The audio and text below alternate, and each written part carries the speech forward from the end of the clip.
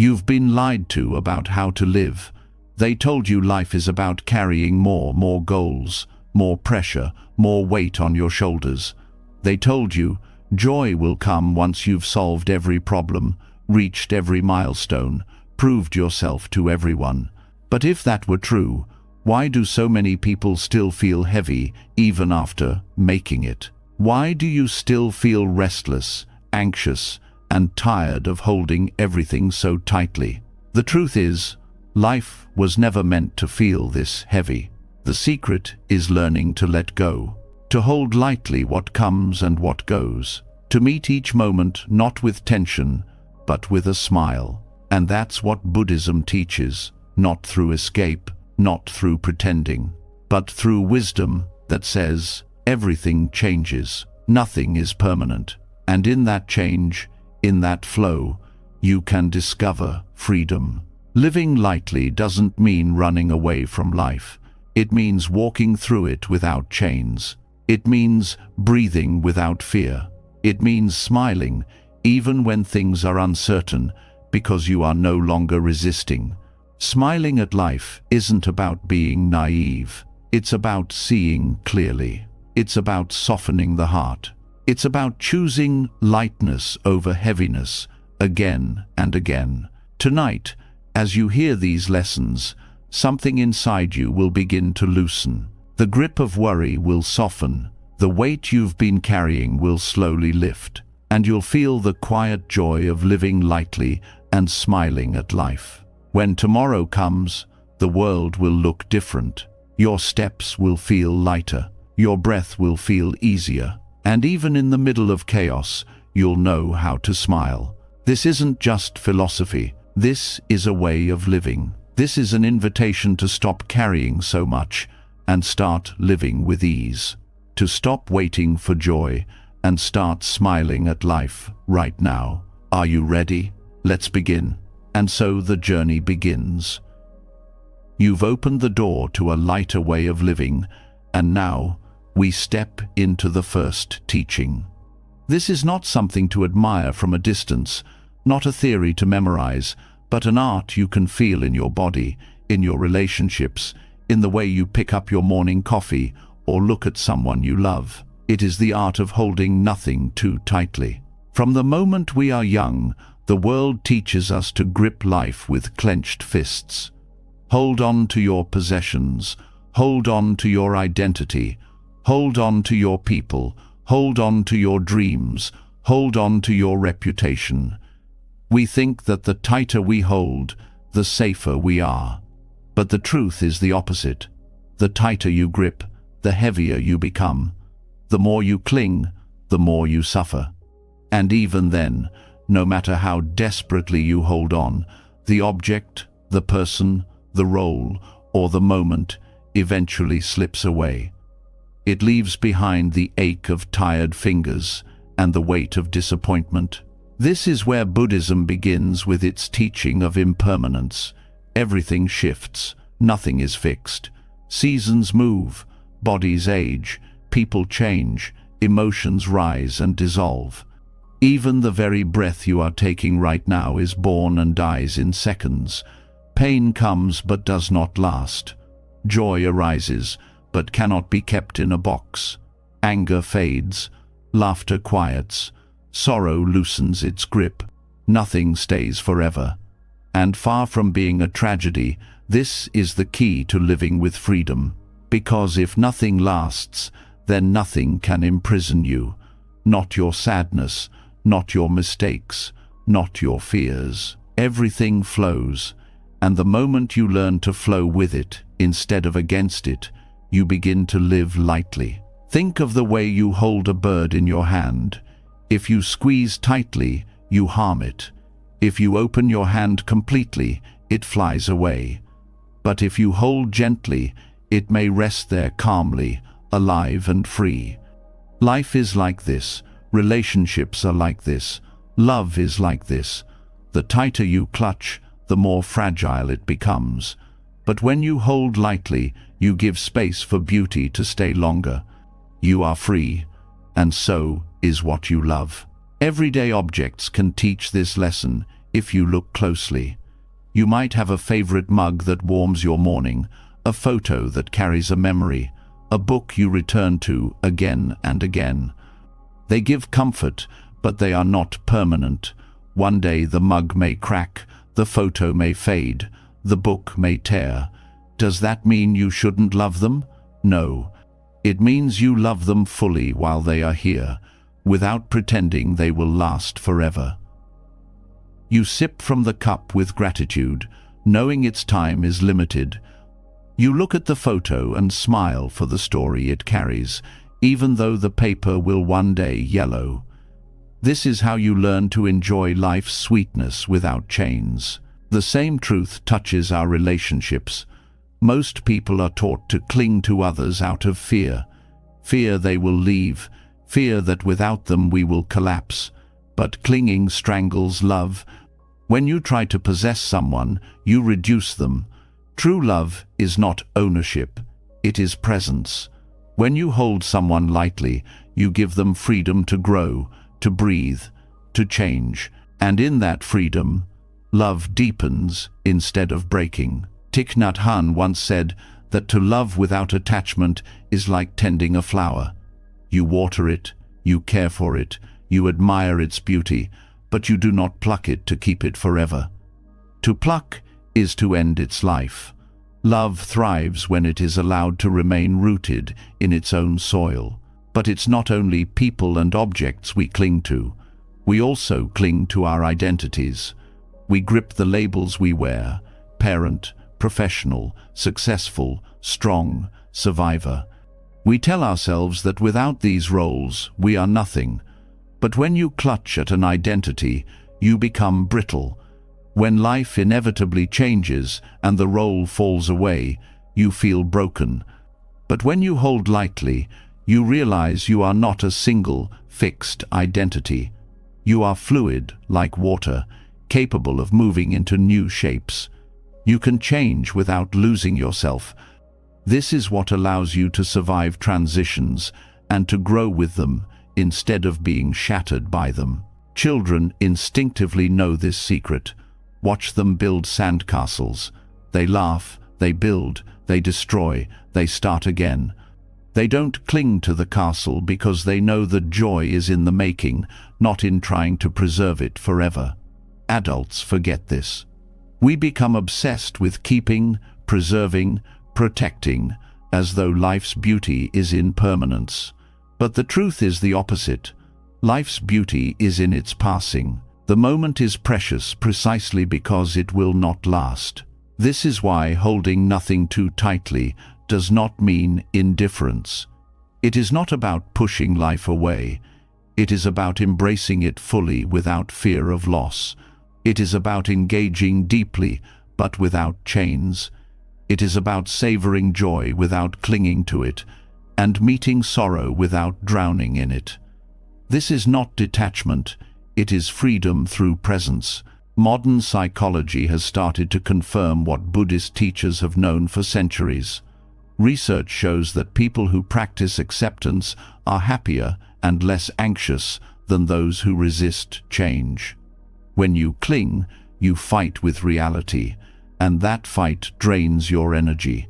When you accept impermanence, you stop demanding life to behave according to your plan. This doesn't mean giving up.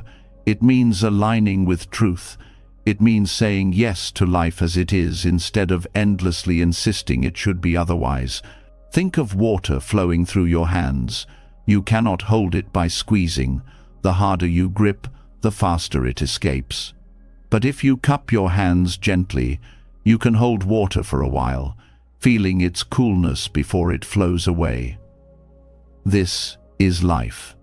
Every person, every experience, every joy and sorrow flows through, and the only way to truly experience it is to hold it lightly. When you practice this, subtle changes begin. You smile more easily because you are no longer bargaining with life. You forgive faster because grudges are too heavy to carry. You laugh at yourself because mistakes no longer define you. You open to love because you are not suffocating it with demands. You find joy in small things because you are not measuring them against forever. Even grief is transformed by this way of being. Loss is inevitable. People leave, change, or die. Pain is real, but clinging to what cannot return multiplies the suffering. When you accept impermanence, grief softens. It becomes gratitude for what was, rather than endless anger at what cannot be. The ache does not vanish, but it becomes gentle enough to live with. The heart begins to heal instead of harden. Monks often sweep leaves again and again, knowing that more will always fall. The point is not to finish the task, but to join the rhythm of nature. Leaves fall, we sweep, and tomorrow it repeats. This simple act teaches us that life is never completed once and for all. It is a rhythm, not a fixed solution. When you stop clinging to finality, every act becomes lighter, every moment enough. We also cling to the future, gripping expectations of how it should unfold. When life turns differently, we feel betrayed. But the future never belonged to us in the first place. To hold it lightly is to prepare, to dream, but not to demand, to greet tomorrow as a guest, not a prisoner. The same is true for the past. We clutch regrets, mistakes, old stories, replaying them endlessly. But the past is already gone. To cling to it is to bleed today of its energy. When you release it, you step into the only place life truly exists, the present. Success also becomes lighter when you stop clutching it. So many people live on achievements as proof of their worth. But success fades. Awards gather dust. Recognition is forgotten. Money comes and goes. If your happiness is chained to success, then when it fades, your joy fades with it. But if you see success as a passing moment, you enjoy it fully without depending on it. This resilience makes you unbreakable because your joy no longer depends on external conditions. Even the body itself is a teacher. Every cell changes, every heartbeat rises and falls, every breath is born and dies. To cling to youth, to resist wrinkles, to fear aging, is to fight with the body's truth. But to walk lightly with the body, to honor its changes, is to be grateful for the miracle of living at all. The same applies to work. When you hold too tightly to outcomes, failure feels like death. But when you hold lightly, you give your best and release the rest. You work to express, to contribute, not to control everything. This makes failure less frightening and success more joyful, because neither controls you. This way of living also softens pride. When you stop clinging to always being right, you open to learning. When you stop clinging to control, you find peace in cooperation. When you stop clinging to pride, you can laugh at yourself. Lightness makes you humble, and humility makes you strong. Even the breath shows the truth of impermanence. Try to hold it too tightly, try to refuse its release.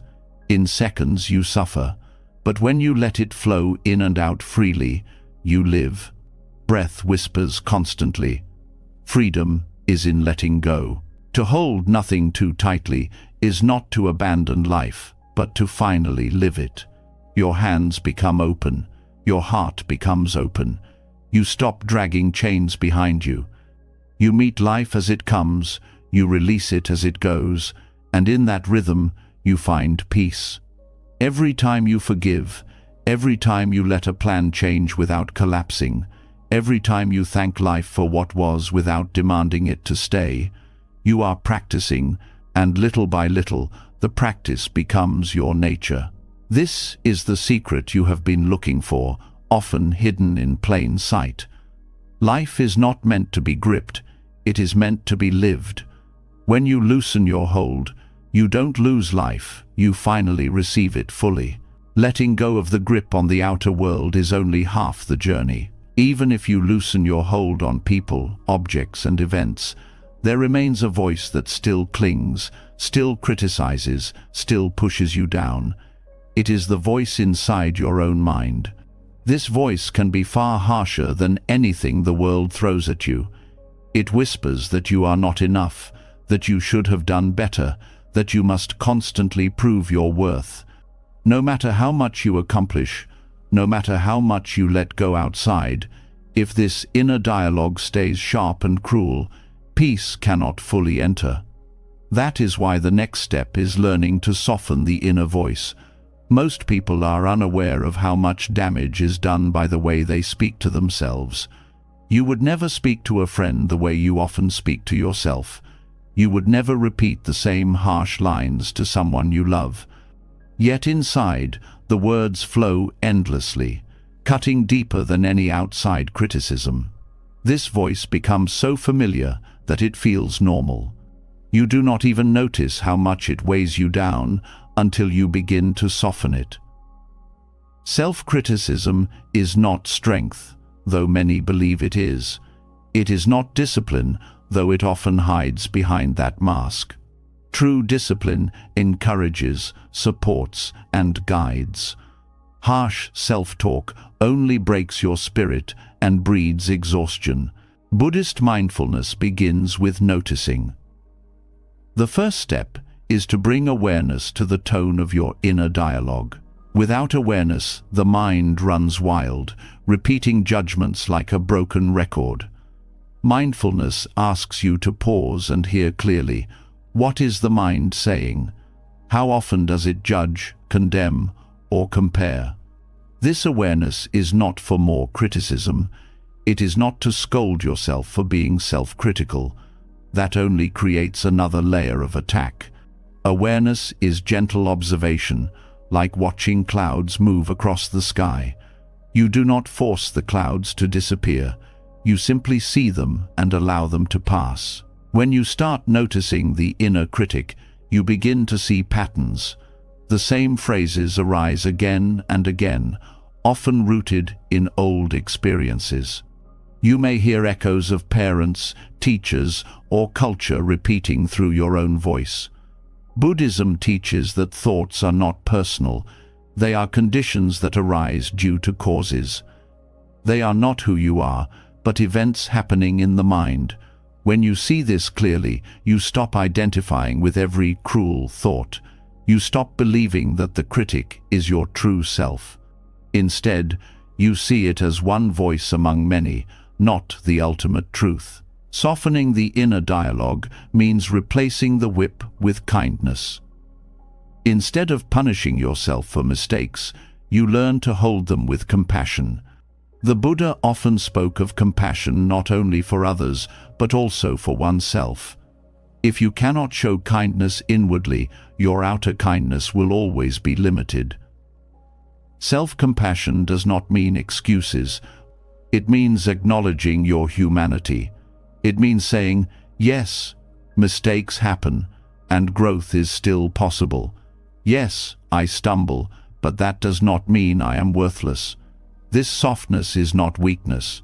It builds resilience, because a gentle inner voice gives you the strength to try again without fear of being destroyed by your own judgment. There is a practice in Buddhism known as metta, or loving kindness meditation. Traditionally, it begins by sending goodwill to yourself. May I be happy. May I be healthy. May I be safe. May I live with ease. For many, this feels strange at first. The critic interrupts. Why should you deserve kindness? But with steady practice, the heart softens. What once felt unnatural begins to feel like nourishment. Studies have shown that loving kindness meditation increases positive emotions, lowers anxiety, and even improves physical health. The science now confirms what Buddhist practice has long known. The mind flourishes when treated with gentleness. Softening your inner dialogue also means learning to pause before reacting to thoughts. Thoughts are not commands, they are not facts, yet we often treat them as orders we must obey. A thought says, "You are not good enough," and you shrink. A thought says, "You will fail," and you give up. Mindfulness interrupts this automatic obedience. It teaches you to step back and ask, is this thought helpful? Is it true? Does it serve my well-being? Often, the answer is no. In that pause, you reclaim power. The critic loses its grip when you no longer take it as law. Another key aspect is the practice of non-comparison. The inner critic thrives on measuring you against others. It tells you that you are behind, less successful, less beautiful, less intelligent. But Buddhism reminds us that suffering grows from craving and comparison.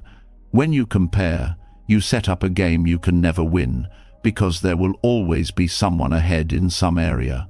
Mindfulness asks you to return to your own path, your own breath, your own present moment. You are not here to compete in every category of existence. You are here to live your unique unfolding. The more you return to your own center, the less power comparison has. Softening the inner dialogue also involves reframing how you relate to failure. In cultures obsessed with perfection, failure is seen as a threat to identity. The inner voice shouts that mistakes prove inadequacy. Buddhism offers a different view. Everything is a teacher. Failure is not an enemy, but a messenger. It shows where growth is possible, where compassion is needed, where wisdom can deepen. When you soften the voice around failure, you begin to see it as part of the human condition, not a personal defect. This transforms the energy of failure into resilience. It is important to note that gentleness is not indulgence. Being soft with your inner voice does not mean allowing laziness or ignoring responsibility. It means guiding yourself with the tone of a wise friend rather than a punishing tyrant. If a child is learning to walk, do you scream at them for falling, or do you encourage them to get up again? The inner dialogue must be trained the same way. When it is harsh, progress halts. When it is kind, growth continues. The body often carries the weight of self-criticism. Muscles tighten, breath shortens, the stomach knots when the inner voice is cruel. Softening the dialogue is not only mental, it is physical. As you become mindful of your inner tone, notice how the body responds. Relax the shoulders, loosen the jaw, let the breath deepen. Physical gentleness reinforces mental gentleness. In this way, the body becomes an ally in transforming the inner voice. There is also a practice of speaking aloud to yourself with compassion. When the critic arises, instead of silently agreeing, you can gently respond. You might say, "I hear you, but I choose kindness." Or, "It's okay to make mistakes. I am still learning." At first, this feels unusual, but over time, it rewires the pathways of thought. Neuroscience shows that self-talk influences emotions and behavior profoundly. By deliberately cultivating compassionate speech, you reshape the mind toward lightness. The art of softening also includes patience. The critic has been trained for years, even decades. It will not dissolve overnight. The path is not to attack the critic with more criticism, but to steadily bring mindfulness and kindness again and again. Each time you respond with softness, you weaken the old habit and strengthen a new one. Over time, the voice changes. It becomes quieter, gentler, even supportive. The very energy that once tore you down becomes an ally. This practice brings direct benefits to daily life. In work, you become less paralyzed by fear of mistakes. In relationships, you are less defensive because you are no longer carrying harshness inside. In creativity, you allow yourself to explore without the constant demand for perfection. In health, stress lowers because you are not fueling the body with constant inner attack. The inner environment shapes the outer experience. By softening inside, the whole world feels softer outside. Buddhist teachers often emphasize that compassion is not selective. If you cultivate compassion for others while leaving yourself out, the practice is incomplete. The same goes for gentleness. If you treat others kindly but keep a cruel voice inward, you are living only half of the teaching. To live fully, the kindness must flow in both directions.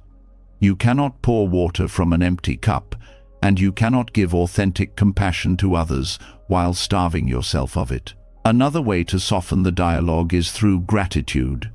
The critic focuses on what is lacking, what is wrong, what is missing. Gratitude shifts attention to what is present and good. By deliberately noting even small things, a warm meal, a safe home, a kind word, you begin to weaken the critic's hold. Gratitude does not erase challenges, but it balances them. It creates a habit of appreciation which naturally softens judgment. There is also value in humor. Sometimes the critic is so dramatic that laughter is the best medicine. When the mind declares, "You are a complete failure," you can smile and think, "There it goes again," writing its drama script. Humor diffuses intensity and reminds you not to take every thought as ultimate truth. The Buddha himself often used lightness to teach, showing that wisdom is not heavy but liberating. Over time, you may notice that the critic is simply trying to protect you. It believes that by warning you, by pushing you, it will keep you safe. When you see this, you can thank it for its intention while no longer obeying its cruelty. You redirect its energy toward encouragement rather than punishment. Instead of, "You will fail," the voice becomes, "Do your best, and it will be enough." This transformation is possible through steady mindfulness and compassion. Ultimately, softening the inner dialogue is about creating a home inside yourself, a place where you can rest without fear of attack, a place where you can breathe without judgment. When the mind becomes gentle, life itself becomes lighter. Challenges remain, but you face them with resilience instead of self-sabotage. Failures occur, but they do not break you. Joy arises more often because you are not blocking it with harshness. This inner home is built through practice. Each time you notice the critic and respond with kindness, a brick of compassion is laid. Each time you pause before obeying a cruel thought, a wall of resilience rises. Each time you speak gently to yourself, the roof of safety strengthens. Over time, the house is built, and you find yourself living inside a mind that supports you instead of attacking you. And when this happens, the world outside also changes, not because the world has shifted, but because your lens has softened. You meet others with more patience, because you are no longer raw inside. You forgive more easily, because you know the power of forgiveness within. You connect more deeply, because you are not guarding yourself against imagined attacks. The practice of softening your inner dialogue does not end within you. It radiates outward, shaping your entire life. This is the freedom Buddhist mindfulness offers. It is not the absence of thoughts, but the transformation of your relationship with them. It is not silencing the critic, but teaching it to speak with gentleness. It is not escaping the mind, but befriending it. Through mindfulness, compassion, gratitude, humor, and patience, you reshape the inner voice. And when the voice softens, your entire existence softens with it. The art of holding nothing too tightly opened your hands to the world. The art of softening the inner dialogue opens your heart to yourself. Together, they create the foundation for living lightly and smiling at life. When the voice inside begins to soften and no longer cuts you down, another truth slowly rises into view. Even with a gentler mind, many still carry a constant restlessness. A subtle hunger whispers that what you have is never quite enough. that something more is always missing, that life will only feel complete once the next milestone is reached.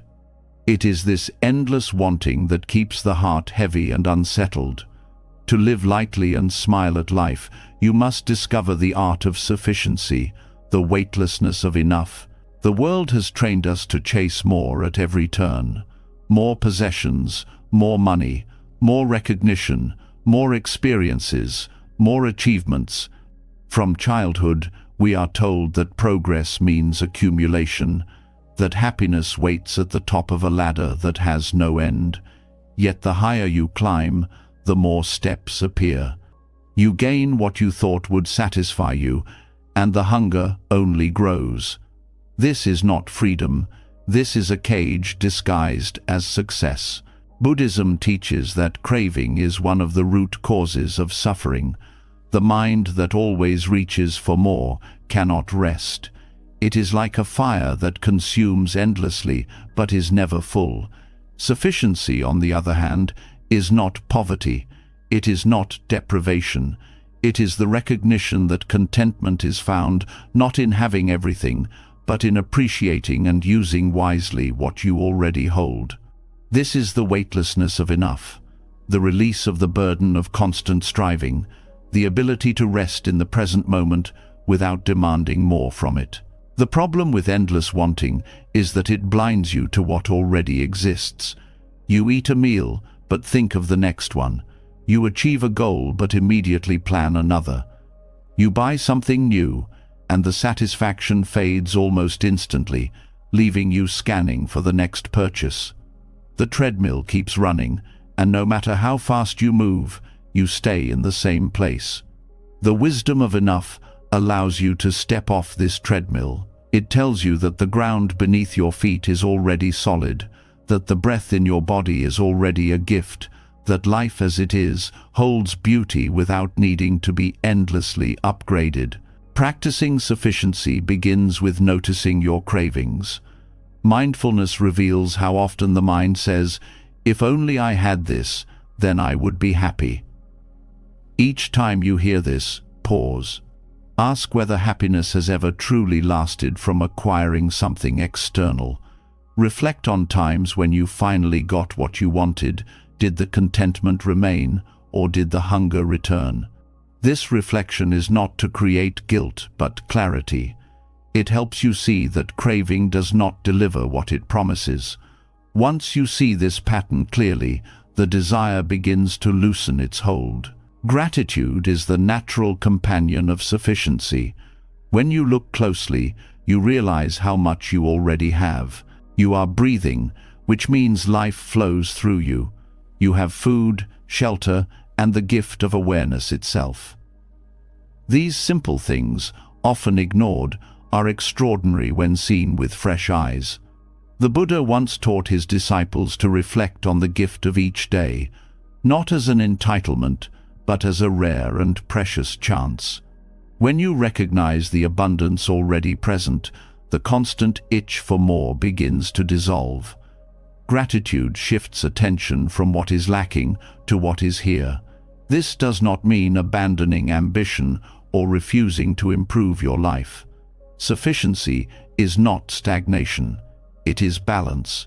It is the ability to pursue growth without being enslaved by it. You can set goals, work hard, and achieve, but when enough is enough, you do not bind your happiness to the outcome. You do not postpone joy until everything is perfect. You allow yourself to feel peace in the process rather than only in the reward. This frees you from the trap of endless postponement, where happiness is always delayed to a future that never arrives. The weightlessness of enough also transforms your relationship with material possessions. Our culture encourages accumulation, yet studies consistently show that after basic needs are met, more possessions add little to happiness. In fact, they often add stress, debt, and clutter. Buddhism encourages simplicity, not as a rejection of beauty, but as a pathway to clarity. When your home, your schedule, and your desires are not overcrowded, you create space for joy. Owning fewer things can mean appreciating them more. Eating a simple meal mindfully can bring more satisfaction than a feast consumed with distraction. Sufficiency also touches how we relate to time. The craving mind constantly says there is not enough time, that more hours are needed, that rest must wait until later. But sufficiency teaches that you already have the same 24 hours as everyone else. The issue is not shortage, but how you meet each moment. If you are always racing toward the next task, time feels scarce. If you slow down and give full attention to what is before you, time feels abundant. When you stop demanding more time and instead rest in the time given, you taste the freedom of enough. Relationships, too, are affected by this teaching. The craving mind often wants people to give more attention, more approval, more validation. This creates pressure and disappointment. But when you see what others already offer and accept it with gratitude, connection deepens. A small kindness is appreciated instead of dismissed. A simple conversation feels full instead of lacking. The practice of sufficiency turns relationships from endless negotiations into sources of warmth and support. The weightlessness of enough also dismantles the myth that self-worth is tied to constant doing. Many people believe they must achieve endlessly to prove value. They fear stillness because it feels like failure. But sufficiency says, you are already enough. Your worth is not measured only by output or recognition. This truth is radical in a world addicted to productivity. When you accept that your existence itself carries value, you begin to relax into life instead of fighting it. You begin to rest without guilt and to work without fear. A key practice in Buddhism is mindful consumption. This is not only about food, but everything you take in: news, entertainment, conversations, ideas. The craving mind wants more stimulation, more distraction, more noise. But when you consume mindfully, you realize that less can nourish more deeply. A single mindful breath can calm the mind more than hours of endless scrolling. A few moments of silence can refresh more than constant chatter. Sufficiency is about choosing quality over quantity in every part of life. Another aspect of sufficiency is the joy of sharing. When you are trapped in craving, you hold tightly to what you have, fearing it is not enough. But when you rest in sufficiency, generosity flows naturally. You realize that you have enough to give, whether it is time, attention, or resources. Sharing becomes light because it is not done from fear of loss, but from the recognition of abundance. In Buddhism, generosity is considered a foundation of happiness because it loosens attachment and affirms connection with others. Sufficiency also allows you to meet challenges with steadiness. When you crave certainty, comfort, or control, difficulties feel unbearable. But when you accept that what you have and who you are is enough to face the present moment, resilience arises. You do not need perfect conditions to handle life.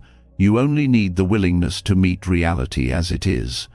This gives you a quiet strength, a confidence not based on endless preparation, but on trust in your capacity. The practice of sufficiency transforms even ordinary moments. Drinking a glass of water with awareness becomes a profound experience when you are not rushing toward something else. Walking slowly, feeling the ground beneath your feet, becomes enough in itself. Listening fully to another person becomes a gift. The craving mind always asks for more stimulation, but sufficiency discovers depth in simplicity. This is why monks can live with very little yet radiate joy. They are not deprived. They are free from the burden of endless wanting. This teaching is not only personal but global. Endless craving drives much of the suffering in the world.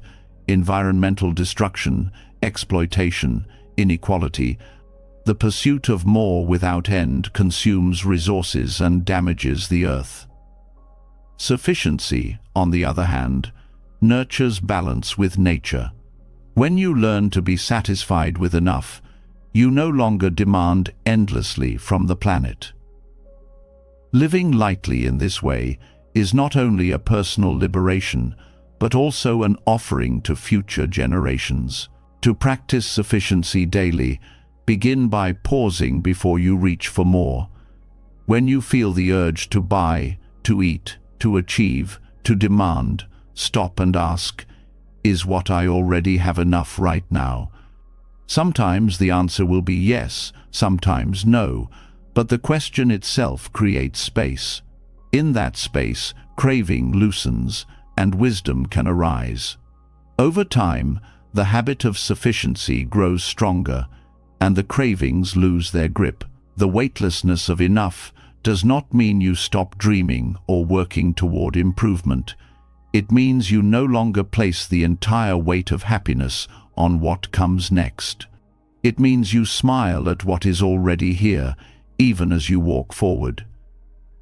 It means you free yourself from the exhausting chase and discover rest within movement. This teaching offers a deep kind of joy, one that does not depend on circumstances. When you know enough, your heart relaxes, the hunger quiets, the world feels lighter. You no longer measure your life against endless expectations. You simply live, breathe, and appreciate. In this state, smiling at life is natural, not forced. It flows from the freedom of sufficiency. When you finally discover the weightlessness of enough, you see that you were never truly lacking. You were only distracted by craving. Now, by stepping off the treadmill, you return to what was always present, the richness of the moment, the miracle of breath, the gift of being alive. And in this realization, life becomes not a chase, but a celebration. When the heart rests in the freedom of enough, a quiet doorway opens to an even deeper lesson. Once you stop chasing endlessly, you start to see what has been overlooked all along, the power of emptiness. Many fear emptiness as a lack, a void, a sign that something is missing. But in Buddhist wisdom, emptiness is not despair, it is invitation. An empty cup is not useless, it is what allows the cup to be filled. Without emptiness, there is no space for newness, no room for life to flow in. Learning to value emptiness is learning to live with freshness and openness in every moment. The mind often resists emptiness. It wants to be full, stuffed with thoughts, plans, noise, possessions, and achievements. It believes fullness equals security. Yet this kind of fullness quickly becomes clutter. The cup overflowing cannot receive anything new. In clinging to being filled at all times, you miss the chance to experience renewal. Emptiness is not the end of fullness. It is its beginning. Just as silence gives music its rhythm and pauses give words their meaning, emptiness gives life its depth. When you approach life with a full cup, there is no room for learning. You come to conversations with conclusions already fixed, to experiences with judgments already formed, to each day with expectations already written. You see not what is actually before you, but what you have already decided it should be. But when you hold an empty cup, you meet life openly. You listen to another person, not with rehearsed replies, but with true curiosity. You approach each moment as fresh, rather than dragging in yesterday's baggage. This is how emptiness becomes liberation instead of lack. Zen practice often teaches through the image of the beginner's mind. A beginner's mind is like an empty cup, open, curious, willing to be surprised. Even if you have studied deeply or lived many years, the moment you believe you know it all, your cup becomes too full. No wisdom can pour in. But when you allow yourself to stay empty, wisdom enters naturally. This emptiness is humility. It admits there is always more to learn, always another perspective, always a deeper layer to see. In emptiness, life becomes a teacher again. The body itself teaches emptiness. Every breath you take requires release. If you hold on to the old breath, no new air can enter. The lungs must empty in order to be filled. This is not a flaw, but the design of life. Breathing teaches you that emptiness is what keeps you alive. In the same way, the mind must let go of old clutter for clarity to enter. To cling to every memory, every judgment, every opinion is like refusing to exhale. Only when you let go can you truly breathe. Many people resist emptiness because they confuse it with loneliness or meaninglessness. But Buddhist teachings show emptiness as interdependence. To be empty of fixed self means you are full of connection to all things. A flower is empty of a separate self because it contains soil, water, sunlight, and countless causes. In the same way, you are empty of independence because you contain your ancestors, your culture, your environment, the air you breathe, and the food you eat. Emptiness is not nothingness, it is fullness of interbeing. When you see this, life feels rich with connection instead of bleak with isolation. Practicing emptiness in daily life means creating space. In a cluttered room, emptiness is what allows movement. In a crowded mind, emptiness is what allows peace. This does not mean rejecting all possessions or abandoning thought. It means not cramming life to the edges. Leave space in your day, in your schedule, in your conversations. Leave silence between words. Leave pauses before decisions. These spaces are not wasted. They are what give depth to everything else. In relationships, emptiness means not filling the other person with your projections. Too often, we interact not with who someone is, but with the image we have built of them. This image fills the cup before we even meet them. When you practice emptiness, you let go of assumptions and see them anew each time. This brings freshness into long relationships and openness into new ones. It allows others to grow and change without being trapped by your expectations. Emptiness also transforms creativity. Many fear the blank page or the empty canvas, but that emptiness is the birthplace of creation. Without emptiness, nothing new can be born. The artist who welcomes the empty page steps into possibility. The one who fears it becomes paralyzed. Emptiness is not the absence of art. It is the fertile ground from which art springs. The same applies to all forms of creation, from building a career to shaping a family. You must allow the empty space before you can create something meaningful within it. The metaphor of the empty cup also teaches humility in knowledge. When you believe you already know, you stop listening. But the wise know that knowledge is infinite, and our grasp of it is always partial. Emptiness keeps you receptive. It prevents arrogance. It allows you to meet teachers everywhere, not just in classrooms. The breeze, a child, a stranger's words, even silence itself becomes a teacher when your cup is empty. Another dimension of emptiness is letting go of the constant need to define yourself. People cling to labels: successful, strong, intelligent, victim, survivor, as though identity must always be filled with something solid. But in clinging, the cup overflows with definitions that limit growth. Emptiness of fixed identity allows fluidity. It allows you to change without betrayal, to grow without fear. You can be soft today and strong tomorrow, grieving in one moment and joyful in the next. Emptiness of self creates openness to all possibilities of being. In meditation practice, emptiness arises when you stop chasing thoughts. At first, silence feels uncomfortable. The mind rushes to fill it with noise. But if you persist, you find a vast space beneath the chatter. That space is not empty in a barren sense. It is alive with peace. It is emptiness of distraction, which reveals fullness of awareness. Many meditators describe this as expansive, like a sky without clouds. The emptiness is not frightening but liberating. It is the space where you finally meet yourself beyond the noise. Learning from the empty cup also means releasing attachment to outcomes. So often, we enter actions already filled with expectation. The conversation must go this way. The project must succeed. The day must deliver certain pleasures. This fullness creates disappointment when reality differs. But if you enter with an empty cup, you meet whatever comes openly. Success or failure, joy or difficulty, all can teach.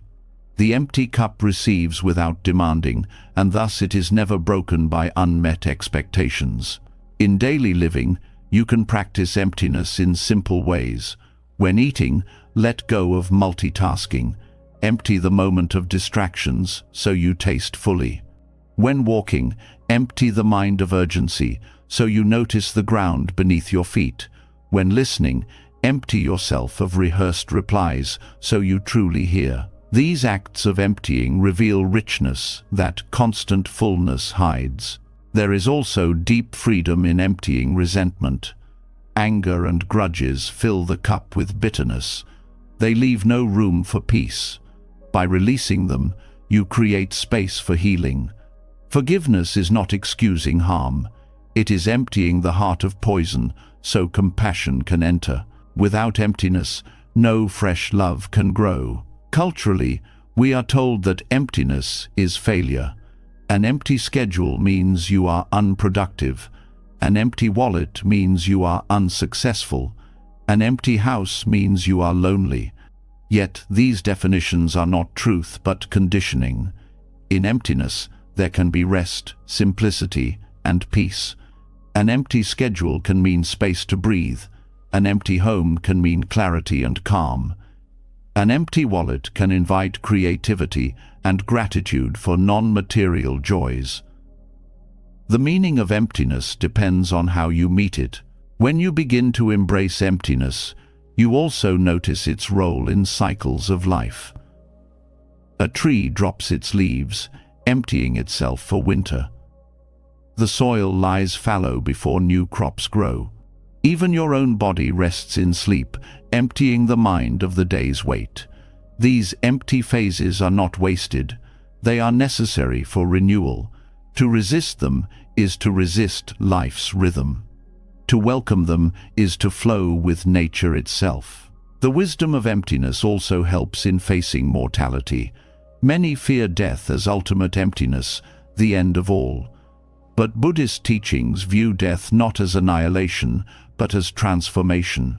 Just as emptiness allows a cup to be filled, death allows life to flow in new forms. To see this is to remove fear.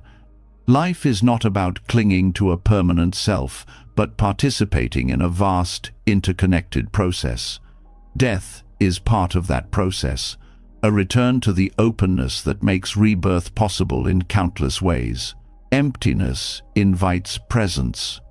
When your mind is not filled with past regrets or future worries, you become available to the now. This emptiness of distraction reveals fullness of life. The colors appear brighter, the sounds sharper, the sensations more vivid. Emptiness clears the fog, so you see reality directly. In this clarity, joy arises naturally. The practice of emptiness can be challenging in a world that glorifies constant activity and fullness. But each time you resist the urge to fill every gap, you strengthen the habit of openness. Each pause you allow, each silence you honor, each letting go of clutter inside or outside, becomes training. Slowly, emptiness stops feeling threatening and begins to feel like home. Ultimately, learning from the empty cup is about trusting life's flow. You do not need to fill every space. You do not need to carry every answer. You do not need to cling to every possession or identity. By allowing emptiness, you become more alive, more open, more present. Emptiness reveals the freshness hidden beneath the clutter. When your cup is empty, it is ready to be filled with new experience, new wisdom, new joy. And when it fills, it is only so it can be emptied again. This cycle is the dance of life, fullness and emptiness, presence and release. To honor emptiness is to join that dance with grace, to meet each moment not as a repetition, but as something truly new. And so, emptiness, far from being loss, becomes the greatest gift. It is the open space in which life breathes, the clear sky through which light enters, the invitation to always begin again. When you begin to understand the gift of emptiness, life itself starts to feel lighter. A space opens in your heart and mind, and within that space, even the smallest actions take on new meaning. The way you breathe, the way you sit, the way you walk. What was once automatic becomes alive. Walking, the most ordinary of movements, transforms into a gateway to presence and balance. When you learn to walk like a feather, each step becomes a practice of grace and inner freedom. Most people walk without awareness. Their bodies move forward while their minds race elsewhere. The feet hit the ground heavily, pulled by tension, stress, and urgency. Walking becomes only a way to get from one place to another, a background action unnoticed by the mind. But when you bring mindfulness to walking, the act itself changes. The ground beneath you is no longer an obstacle to rush across. It becomes a companion. Each step turns into a reminder that you are alive, that you belong to the earth, that you can move with ease rather than force. Walking like a feather does not mean being fragile. It means being balanced. A feather floats not because it is weak, but because it moves with the currents of air instead of resisting them. In the same way, mindful walking allows you to move with the currents of life. You release the heaviness of worry, the stiffness of ego, and the rush of impatience. What remains is a softness in the body and clarity in the mind. Each step then carries not weight, but freedom. To practice mindful walking, you begin by slowing down. The pace of modern life encourages speed, but speed often carries you away from awareness. Slowing down does not mean being inefficient. It means aligning your body and mind in the same place. When your foot touches the earth, you feel the contact, you sense the pressure shifting, the muscles engaging, the rhythm of breath flowing with movement. You are not ahead of yourself or behind yourself. You are here. This alignment of body and mind is where peace begins. Each step becomes an anchor. When thoughts of the past or worries about the future rise, you return to the sensation of the foot on the ground, the touch of heel, the roll to the toes, the lifting of the other foot. This simple awareness pulls you back into the present. No matter how chaotic the mind feels, the ground beneath you is always steady. By paying attention to walking, you discover a constant refuge in the midst of change. Walking like a feather also cultivates gratitude. Every step you take is supported by countless causes: the strength of your legs, the air that fuels your body, the ground that holds you, the food that gave you energy, the ancestors who passed down life. Awareness of walking reveals how much is present in even the smallest action. Instead of taking steps for granted, you begin to walk with reverence. Gratitude softens each step, making it lighter, because you no longer see it as ordinary but as a gift.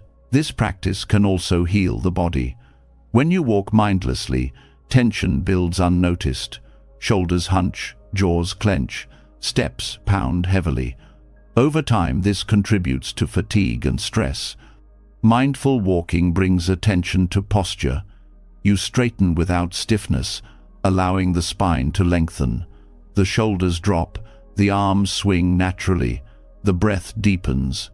The body begins to move in harmony, conserving energy instead of wasting it. Walking like a feather restores natural balance, which can ease physical strain and bring a sense of vitality. Mindful walking is also medicine for the restless mind. Anxiety often pulls the body into the future, dragging it toward things that have not yet happened. Walking in awareness interrupts this pull.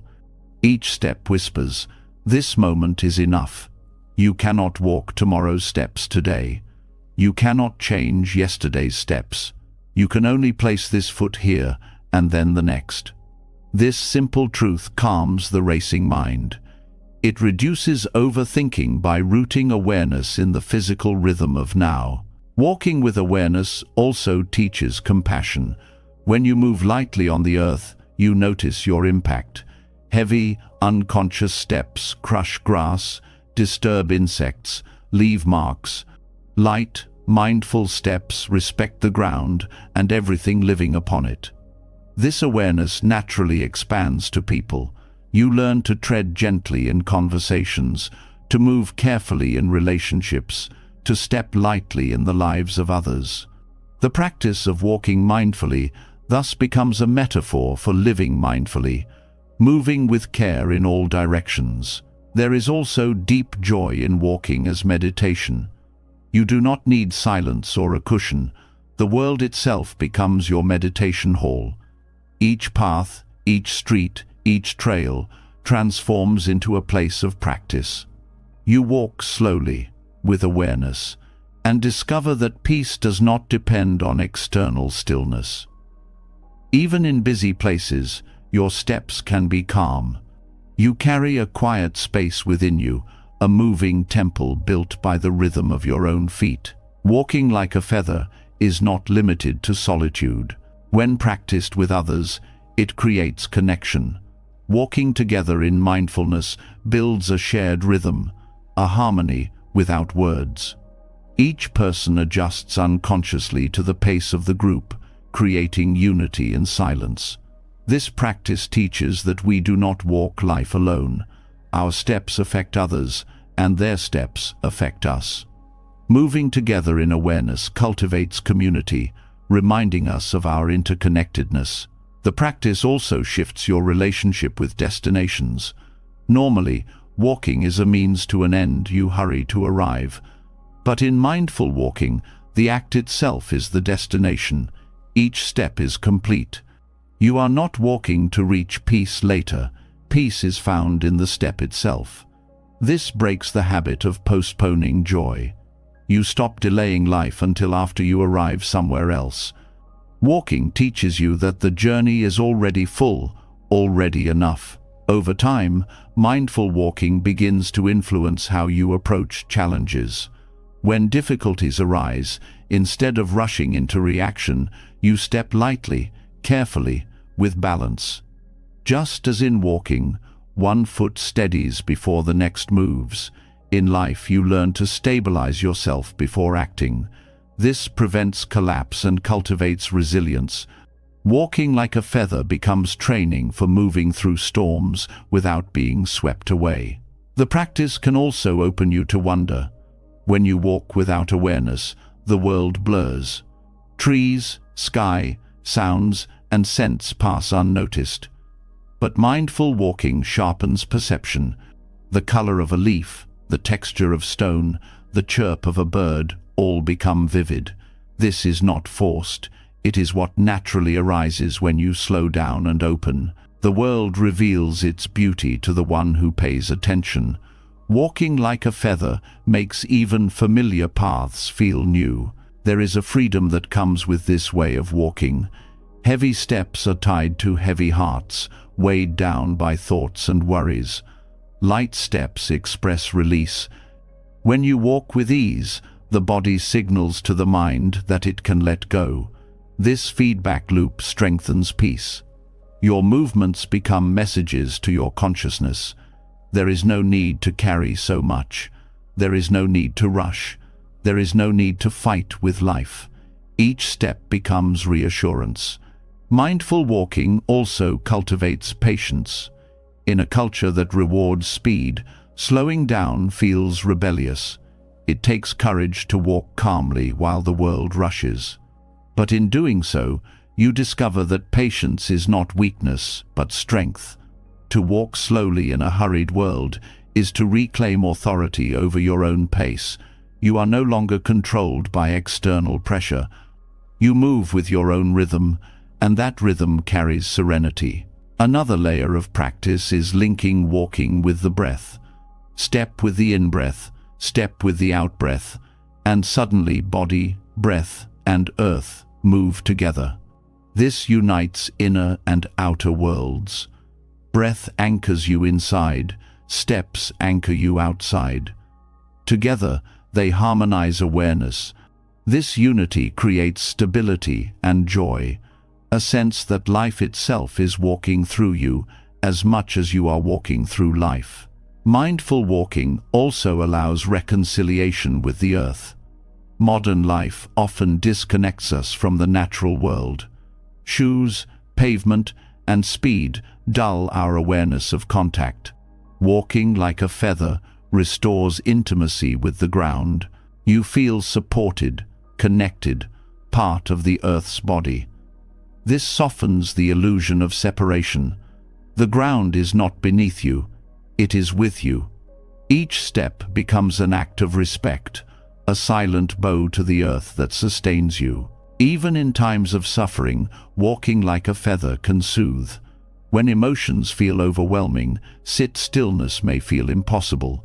Walking provides movement for restless energy while keeping awareness alive.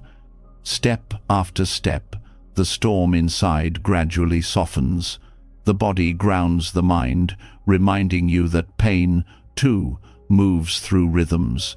You walk through difficulty without collapsing under it, carried by the steady contact of feet and earth. There is also wisdom in remembering that walking has been a companion to humanity for all of history. Before cars, before machines, walking was how we met life. Our ancestors walked to gather, to connect, to celebrate, to pray. Walking links you to this ancient rhythm, to generations who moved with the same steps. It is a practice rooted not only in mindfulness, but in heritage. Walking lightly honors both the earth and the countless feet that came before yours. As practice deepens, mindful walking no longer feels separate from daily life. You walk to work, to the store, to the bus, and each step can hold presence. The practice becomes continuous, not an isolated exercise. This constancy shapes the mind toward ongoing awareness. Even in busy life, you carry the habit of stepping lightly, and it changes the way you live every moment. Ultimately, walking like a feather teaches you to meet life itself with grace. Each step shows you that you can move without heaviness, without rushing, without force. The ground always meets your foot. The breath always carries you forward. The present moment is always here. You do not need to stomp through life as if fighting against it. You can glide, supported by the same forces that carry a feather in the air. Walking becomes more than movement. It becomes meditation, healing, connection, gratitude, and freedom. It reminds you that peace is not distant, not hidden, but under your feet with every step. When you learn to walk lightly, you are not just moving across the earth, you are learning to live upon it with balance and joy. And so the path continues, from letting go, to softening the voice inside, to resting in enough, to opening as an empty cup. Each lesson prepares you for the next. Walking like a feather gathers all of them together in motion. It is the lived expression of inner lightness made visible in every step. When you learn to walk like a feather, each step carries a gentle reminder that life can be lighter than you once believed. Movement itself becomes meditation, presence becomes a rhythm, and the earth feels like a partner rather than something you trample. From this way of walking naturally arises another doorway to lightness, the smile. Not the smile you wear to impress, not the one forced in polite company, but the small, genuine curve of the lips that arises from within.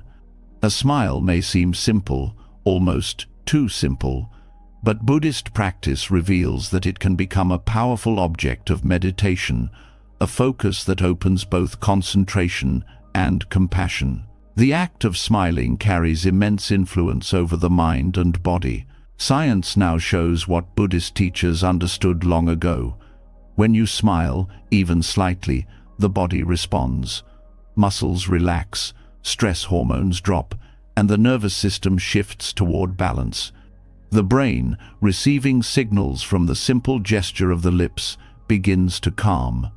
What feels like a small expression on the outside creates deep changes within. In meditation, the smile becomes not only a symbol of joy, but a tool for cultivating stability and kindness. When you treat the smile as an object of meditation, you turn it into an anchor, much like the breath. Instead of clinging to thoughts, you rest attention gently on the feeling of smiling. You allow the corners of the mouth to lift slightly. You sense the warmth that spreads across the face, and you notice how that warmth radiates inward.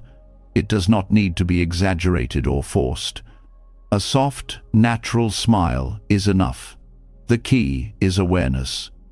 You stay with the sensation of smiling the way you stay with the sensation of breathing, returning to it when the mind wanders. Unlike many objects of meditation, the smile carries an emotional quality. While focusing on a candle flame or a mantra can steady the mind, focusing on the smile brings both steadiness and sweetness. It reminds you that meditation is not meant to be grim labor, but a return to ease.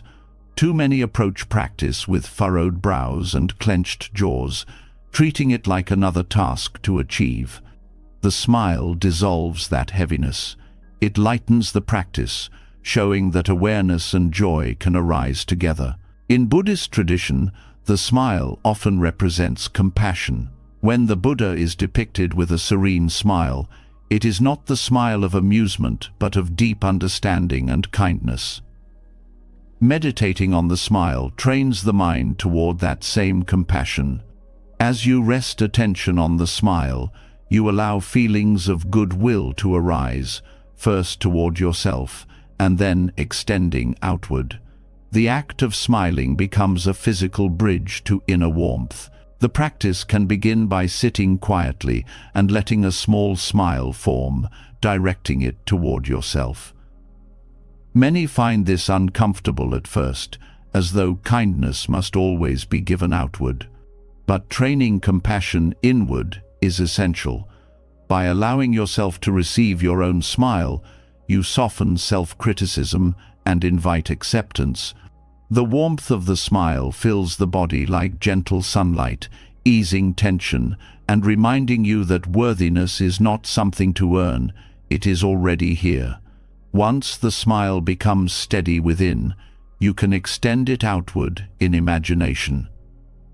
You bring to mind someone you love and let the smile rest upon them. You do not force emotions, you simply hold the smile and allow warmth to flow. Over time, you expand this circle to friends, to strangers, to those with whom you struggle, and eventually to all beings. The smile becomes not just an expression, but a practice of boundless compassion, touching everyone without exception. This meditation also transforms daily life. When challenges arise, returning to the smile anchors you in calmness. A difficult conversation softens when approached with even the faintest genuine smile. A stressful task feels less heavy when accompanied by that quiet curve of the lips. The smile does not erase hardship, but it changes your posture toward it.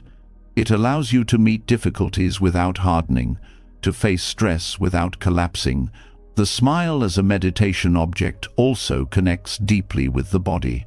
Many carry tension in the face without realizing it. Tight jaws, furrowed brows, lips pressed thin.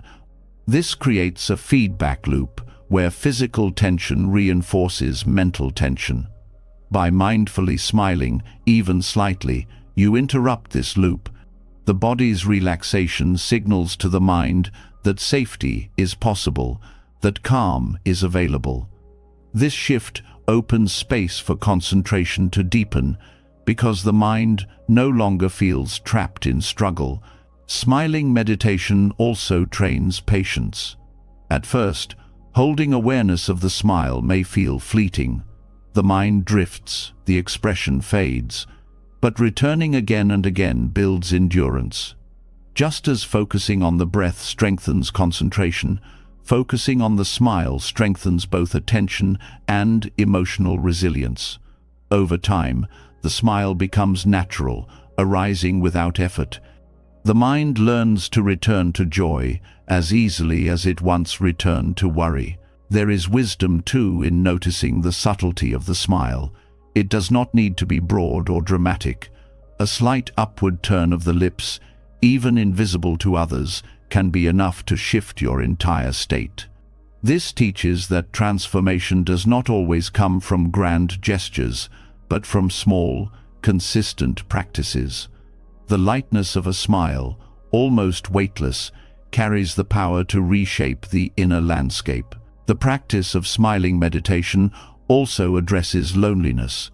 When you carry a smile within, you feel accompanied. The warmth of the smile creates a sense of connection, even in solitude. It reminds you that you are part of something larger, that kindness flows through you and from you. Loneliness often arises from believing you are cut off, but the smile reconnects you to yourself, to life, to others. Smiling meditation has another layer. It interrupts cycles of anger and resentment. It is difficult to hold on to anger while maintaining a genuine smile. The body cannot sustain both at once. By returning to the smile, you gently dissolve the intensity of negative emotions.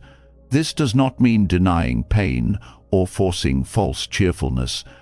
It means introducing a counterbalance, a reminder that even in difficulty, gentleness is possible. When practiced consistently, the smile becomes more than an exercise. It becomes a habit of being. The face softens naturally, the mind inclines toward kindness, the heart feels lighter. People around you sense this, often without words. A genuine smile disarms defensiveness, invites trust, and spreads ease. In this way, smiling meditation becomes both personal practice and social gift. This practice also reveals something profound about impermanence. Each smile arises and fades, just like each breath. You cannot hold on to a smile forever, but you can return to it endlessly. This rhythm teaches that joy does not need to be permanent to be meaningful. It can come and go, and each time it returns, it refreshes the spirit. Smiling as meditation also expands awareness beyond the self. When you smile inwardly, you connect with countless beings who also smile. Across cultures and histories, the smile is universal. It transcends language, age, and circumstance. By resting on the smile, you tap into a shared humanity, a recognition that others too seek peace and joy. This universal connection deepens compassion and reduces the illusion of separation. In moments of despair, the smile can feel impossible, yet Buddhist teachers encourage beginning even with the smallest effort. A gentle lifting of the lips, even if the heart feels heavy, can spark a shift. This is not about pretending or hiding pain. It is about creating a doorway, however small, through which light can enter. The smile becomes a seed of hope planted in the soil of suffering. The concentration built through smiling meditation also benefits other practices. When the mind learns to return to the smile, it strengthens its ability to stay with the breath, with compassion, with insight. The smile becomes a training ground for steadiness, making other meditations deeper and more stable. It proves that joy and discipline need not be separate, that discipline itself can carry joy. In essence, turning the smile into a meditation object reminds you that spirituality does not have to be heavy.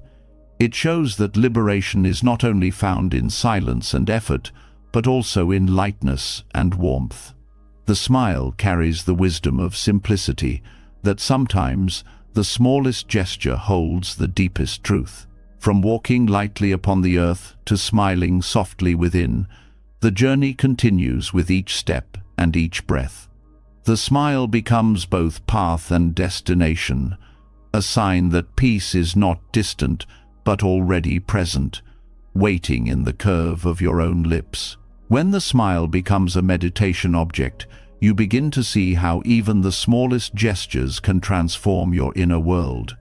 A soft curve of the lips steadies the heart, lightens the body, and spreads warmth outward. Yet there is another practice, just as simple, that carries immense power to reshape life. It is the pause, a breath's length of stillness before you speak, a moment of quiet before you act, a space of awareness before you react. This noble power of pausing has the ability to dissolve anger before it escapes, to soften pride before it hardens, and to free you from the heaviness of impulses that would otherwise control you. So much of daily life is lived in speed. The mind jumps, the tongue rushes, the body reacts before awareness can arrive. This rushing often creates regret, words spoken too sharply, actions taken too quickly, decisions made without wisdom. The pause interrupts this cycle. It is not delay born of weakness, but strength born of restraint. By pausing, you reclaim choice. You give yourself room to respond instead of being ruled by habit. In that small opening, freedom breathes. The pause can be as short as one breath. In an argument, one breath can prevent an explosion. In a moment of temptation, one breath can remind you of your values. In a surge of pride, one breath can bring humility. The pause is so simple it is often overlooked, but within its simplicity lies its depth. That space of awareness is where anger cools, where clarity appears, where compassion finds a foothold. Buddhism teaches that mindfulness is not merely attention, but clear seeing in the present. The pause is the doorway through which this clear seeing enters. Without pausing, the mind is swept along by momentum, dragged by emotion. With pausing, the wave slows, and you can observe. You see the rising of anger, the pull of desire, the sting of fear. You recognize them not as commands, but as conditions. Once seen clearly, they lose power. You no longer identify with them completely. They are weather passing through the sky of awareness, not truths about who you are. Pausing also restores dignity. Pride often drives people to react quickly, to defend their image, to prove themselves right. This urgency creates more conflict than resolution. The pause interrupts pride by giving time to ask, is this response necessary? Is it kind? Is it wise? Often, the answer is no. By choosing silence over immediate defense, you protect not only yourself, but the relationship. Dignity is preserved, not through force, but through composure. The pause is equally powerful with anger. Anger often feels uncontrollable, like fire bursting without warning. But even fire requires fuel and spark. By pausing, you cut the chain of reaction. You notice the first heat rising, the breath shortening, the muscles tightening. Instead of pouring words like gasoline onto the flame, you breathe. The heat still exists, but it does not consume you. Over time, repeated pauses weaken the habit of explosive anger, transforming it into understanding. In practical life, pausing creates better decisions. When you rush to answer an email, You may write words you later regret. When you hurry into a purchase, you may spend more than needed. When you respond instantly to provocation, you may escalate conflict. By pausing, you create space to choose differently. This is not indecision, it is wisdom. You align with your values rather than being pulled by impulse. The pause acts as a filter, catching the unnecessary before it leaves your mouth or hands. The power of pausing extends beyond conflict. It enhances joy. By pausing before moving to the next task, you notice the beauty of what is already here. You taste food more fully, you hear music more deeply, you feel the presence of loved ones more vividly. Without pausing, joy slips past unnoticed, lost in the rush of doing. With pausing, even ordinary moments shine. Mindful pausing also dissolves the weight of busyness. Many carry heaviness, not from true responsibility, but from constant motion. The pause interrupts the illusion that you must always be moving. In that stillness, you remember that rest is not laziness but nourishment. The pause allows balance to return, body and mind syncing once again. A few breaths of stillness can restore clarity more than hours of frantic effort. The pause is accessible anywhere. On a crowded train, between phone calls, in the middle of disagreement, you always carry the power to stop briefly. No equipment, no special setting is needed. The body itself is the reminder. Inhale, exhale, pause. Each pause is like a drop of cool water on heated skin, refreshing and calming. Over time, these drops form a river of composure that flows through your life. Another gift of pausing is perspective. When you react immediately, you see only from the narrow tunnel of the moment. But pausing opens vision. You step back, you see the bigger picture. Anger feels smaller, pride feels unnecessary, fear feels less urgent. From this wider view, wisdom arises. Problems that seemed overwhelming become manageable. Choices that seemed tangled become clear. The pause acts as a lens, sharpening sight beyond the blur of emotion. The pause is not passive. It is not avoiding action or refusing responsibility. It is the most active form of awareness, because it requires strength to stop momentum. It is easy to lash out, easy to indulge craving, easy to defend pride. It takes strength to pause, to resist the pull of impulse, to hold silence when silence heals. This strength is noble because it preserves peace both within and around you. Even the natural world reflects this rhythm of pausing. The heart pauses between beats. Breath pauses between inhale and exhale. Day pauses in twilight between light and dark. Seasons pause in stillness before changing. These pauses are not interruptions, but essential parts of life's flow. Without them, rhythm collapses. By learning to pause, you align yourself with the natural balance of existence. The pause also cultivates compassion. When you stop before reacting, you have time to consider the other person's suffering. You see their words not only as attack, but as expression of pain. You ask what lies beneath their anger, what fear fuels their harshness. This compassion does not arise when you rush. It blooms in the stillness of the pause, where you have space to remember that others, like you, struggle and seek peace. Over time, the habit of pausing becomes second nature. At first, it requires effort. You must remind yourself to stop, to breathe, to wait. But as practice deepens, the pause arises naturally.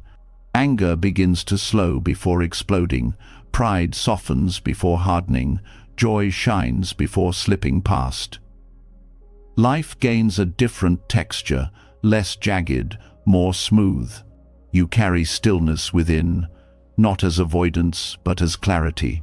In meditation practice, the pause is fundamental.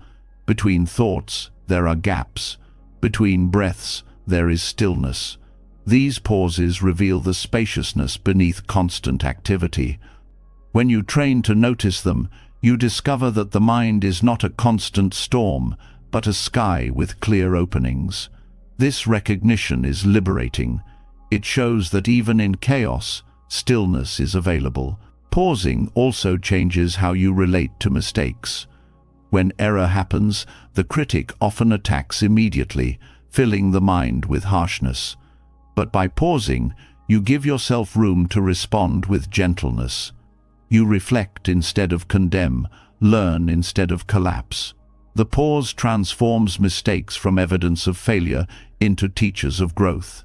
The noble power of pausing brings balance to every part of life. It is the thread connecting patience, compassion, wisdom, and joy.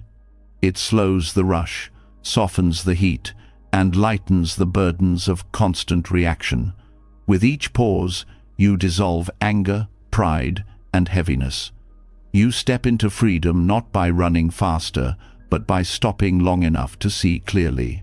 To pause is to honor the present. It is to say, "This moment matters. I will not rush past it blindly." It is to claim authority over your responses, to choose peace when conflict tempts, to choose clarity when confusion presses, to choose kindness when cruelty beckons. The pause gives you back to yourself, and in giving yourself back, it restores your ability to smile at life, to live lightly, to walk with ease. This is why the pause is noble. It carries dignity, compassion, and strength.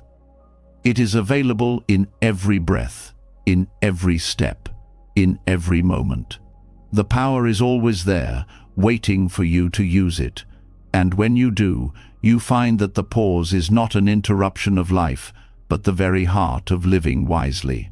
The practice of pausing shows that peace can be found not by adding more, but by creating space between impulses. In those moments of stillness, life becomes less tangled, anger loosens its grip, pride quiets, and clarity returns. Yet even when we master the art of pausing in the present, many of us still carry a weight that is not here at all, the weight of the future.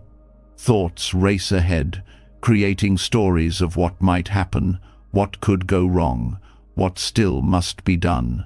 This burden is carried not on the back, but in the mind, and it makes the present feel heavy. To live lightly, we must learn the art of unburdening the future self. The anxiety of the future grows from the mind's habit of projection. It constantly leaps forward, building scenes of possibilities and failures, crafting entire chapters before they arrive. The heart beats faster, not because of what is happening now, but because of what is imagined.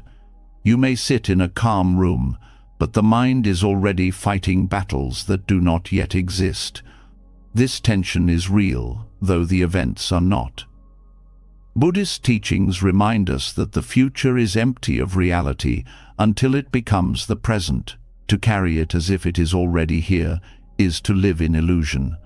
The Buddha spoke often of the three times past, present, and future, and pointed again and again to the present as the only true ground of life.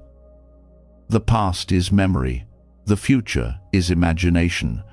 Only the present is alive. Yet most people live as though the present is a waiting room, only valuable because it leads to something else. They spend today rehearsing for tomorrow, burdening themselves with fears of what may come. This creates a life where now is never enough, always sacrificed to later. Unburdening the future self means stepping off this wheel and reclaiming the richness of the current moment. Anxiety about the future often disguises itself as preparation. The mind insists that constant planning and worry will protect you. But in truth, preparation requires clarity, and clarity cannot grow in a soil of panic. The pause you learned earlier becomes vital here. By pausing before following anxious projections, you can separate wise preparation from useless fear. Wise preparation looks at what can be done now and does it. Fear imagines what cannot yet be touched and clings to it. The difference is subtle but profound. One lightens, the other burdens.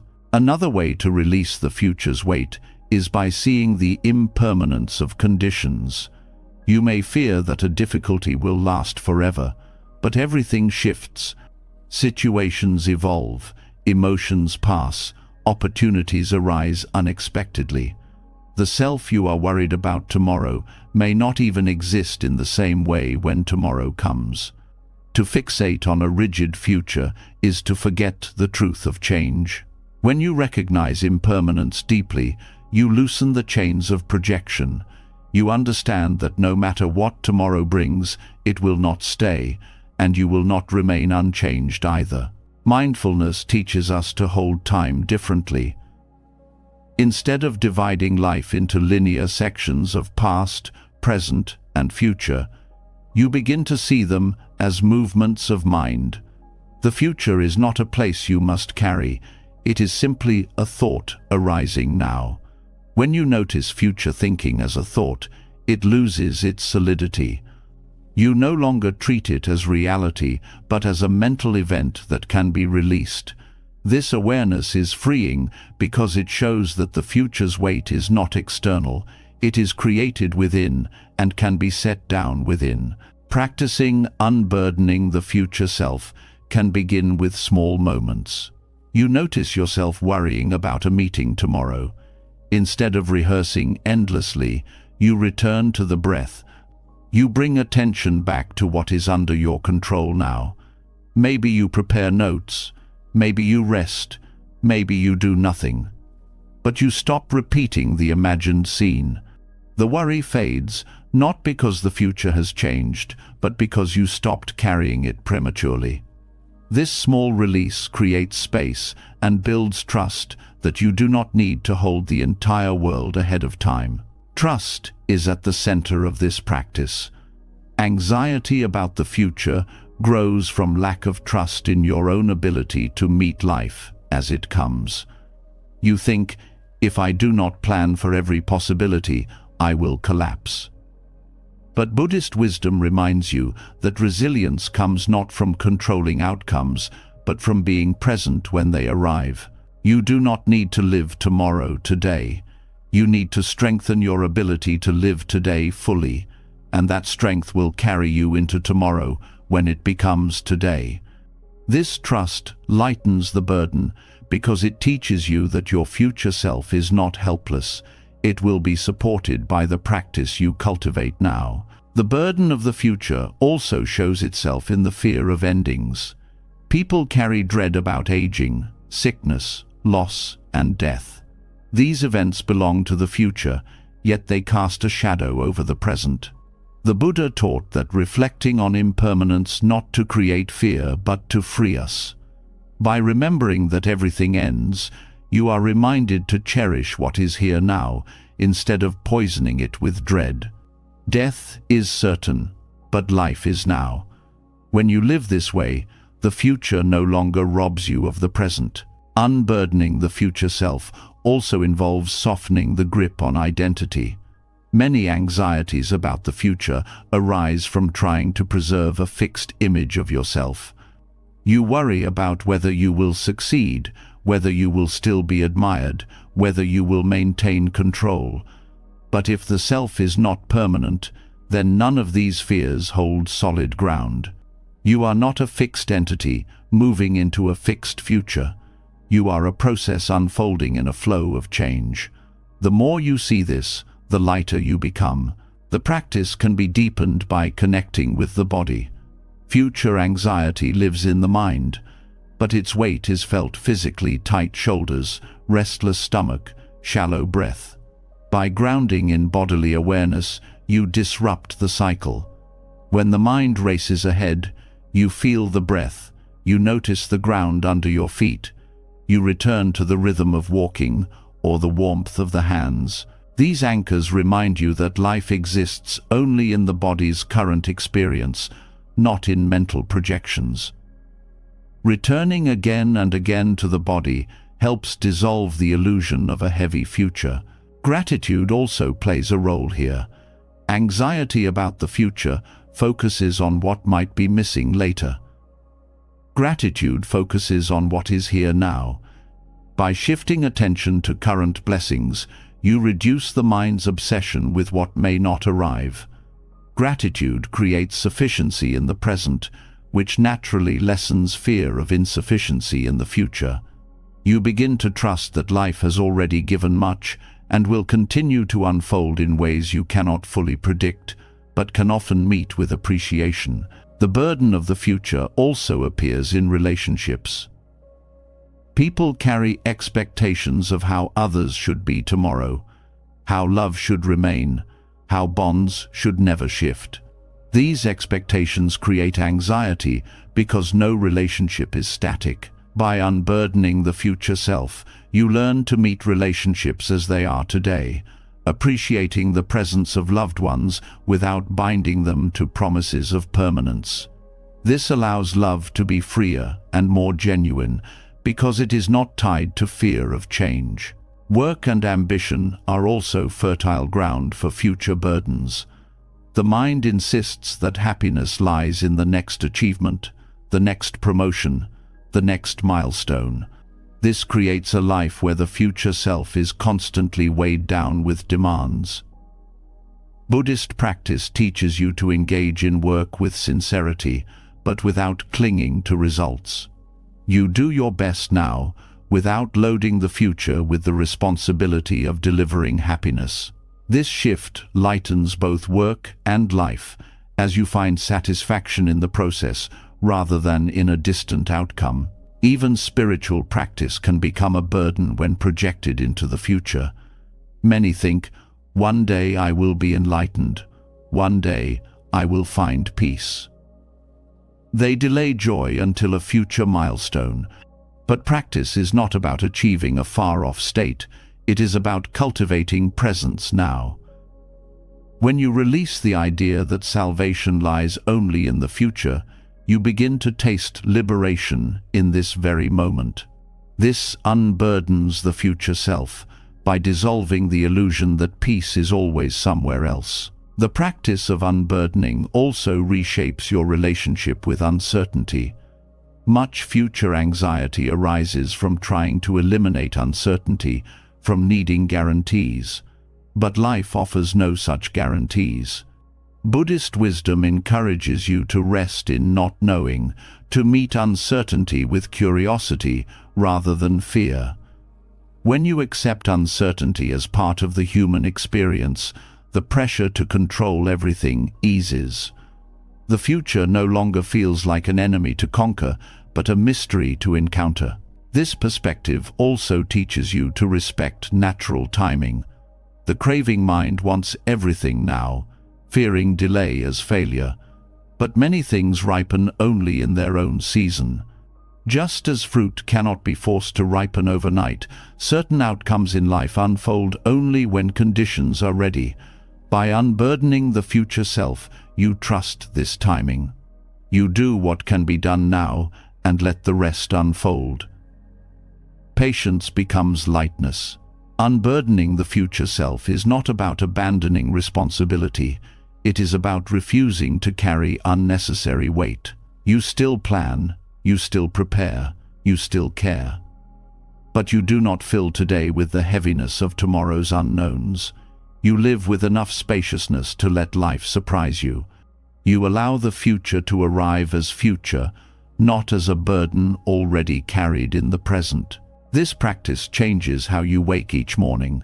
Instead of rising with the pressure of an entire imagined future, you rise with one step, one breath, one task. You meet the day as it is, not as a stage for endless predictions. This creates energy, clarity, and peace. Over time, the mind stops racing so far ahead. The future becomes lighter, not because it disappears, but because you no longer try to drag it into today. When you unburden the future self, you discover a profound relief. The endless what-ifs lose their power. The constant rehearsal quiets. You realize that life is always lived here, never there. The anxiety that once filled your days begins to fade, replaced by trust in your ability to meet life moment by moment. The future remains unknown, but it no longer crushes the present. It becomes what it truly is, a possibility, not a prison. And so, just as pausing restores presence and smiling opens compassion, unburdening the future self frees you from the chains of time's illusions. This freedom does not erase uncertainty but teaches you to walk lightly with it. The next chapter will come, but until it does, you are alive in this one. That is enough. When you begin to release the burden of the future, something surprising happens. The constant weight of what might be no longer blinds you to what already is. The mind that once raced ahead slows down, and in that slowing, small details become visible. A sip of water, the rustle of leaves, the rhythm of breath, the grain of rice resting on your plate. What was overlooked becomes precious. The treasure is not in what is coming, but in what is here, hidden in plain sight. The joy that people chase in distant goals is quietly present in the simplest things, waiting to be noticed. This is the art of discovering joy in the smallest grain of rice. The human tendency is to search for happiness in grand moments, celebrations, achievements, life-changing events. But these are rare, brief, and unpredictable. If joy depends only on them, life becomes a waiting game. Most days will feel ordinary, and ordinary will seem unworthy of attention. Buddhism teaches the opposite. The ordinary is the doorway to peace. A single grain of rice contains the miracle of earth, water, sun, and countless hands that brought it to your bowl. To see this clearly is to understand interdependence, and to feel gratitude so deep that contentment arises naturally. The grain of rice is not only food but a teacher. It reveals how much is hidden in the small. One grain appears insignificant, but without grains there is no meal. Without meals, no energy. Without energy, no life. The grain is a link in a vast chain, a reminder that small things sustain the whole. Joy in the smallest grain of rice is not sentimental exaggeration, it is truth. The ordinary sustains us. To overlook it is to overlook the ground of life itself. Mindfulness practice sharpens this vision. When you eat rice in a hurry, it is tasteless. When you chew with awareness, you sense texture, warmth, nourishment. You notice how hunger is eased, how the body receives strength. This simple attention transforms eating into gratitude. The joy does not come from exotic flavors or luxury dishes, but from presence. To be present with a grain of rice is to step out of the cycle of dissatisfaction. Dissatisfaction thrives on chasing more. Presence thrives on appreciating enough. Joy in small things also interrupts the cycle of boredom. Many complain that daily routines are dull, but boredom arises not from life being empty, but from the mind being distracted. When attention rests fully, even washing dishes or folding clothes becomes alive. The grain of rice teaches that detail holds depth. Each grain unique, each grain shaped by conditions, each grain a miniature universe. Seeing this, boredom dissolves, curiosity awakens, and curiosity naturally brings joy. This practice extends beyond food. A drop of water glistening on a leaf, the pattern of shadows across a wall, the breath moving in and out without pause, each carries beauty when you are present. The joy is not in the object itself, but in the attention you bring. Attention is like light. Wherever it shines, details reveal themselves. Without light, the treasure remains hidden. With light, the treasure is everywhere. Joy, in the smallest grain of rice, also challenges the craving mind. Craving insists that joy must come from more wealth, more recognition, more stimulation. But when you learn to rest in the ordinary, craving loses its grip. You realize you can feel peace without adding anything extra. A meal of plain rice can bring contentment equal to a feast if received with awareness. This truth loosens the cycle of wanting and creates stability. The practice also heals the constant feeling of lack. Many live with the belief that something is always missing, that life will only be whole once a gap is filled. But the grain of rice shows wholeness in smallness. When you attend fully to one detail, it contains the whole universe. Interbeing, as Thich Nhat Hanh described, shows that in a grain of rice you can see clouds, rain, soil, sun, farmers, and the eater. Nothing is missing. The sense of lack dissolves when you see the fullness of each small thing. This approach also nurtures resilience. When you can find joy in the smallest details, you are less dependent on circumstances. Even in hard times, there is always something small to notice: a breath, a sound, a taste. These small joys act as anchors. They remind you that life continues to offer gifts even when larger situations feel overwhelming. This does not erase suffering, but it prevents despair from becoming total. Practicing joy in small things also changes relationships. Instead of waiting for grand gestures, you begin to appreciate tiny acts of care: a smile, a word, a hand offered. These details build connection more strongly than occasional dramatic displays. When gratitude arises for the small, relationships feel lighter, less demanding, more alive with kindness. You no longer overlook what is already being given. The practice can be cultivated deliberately. During meals, take a few breaths before eating.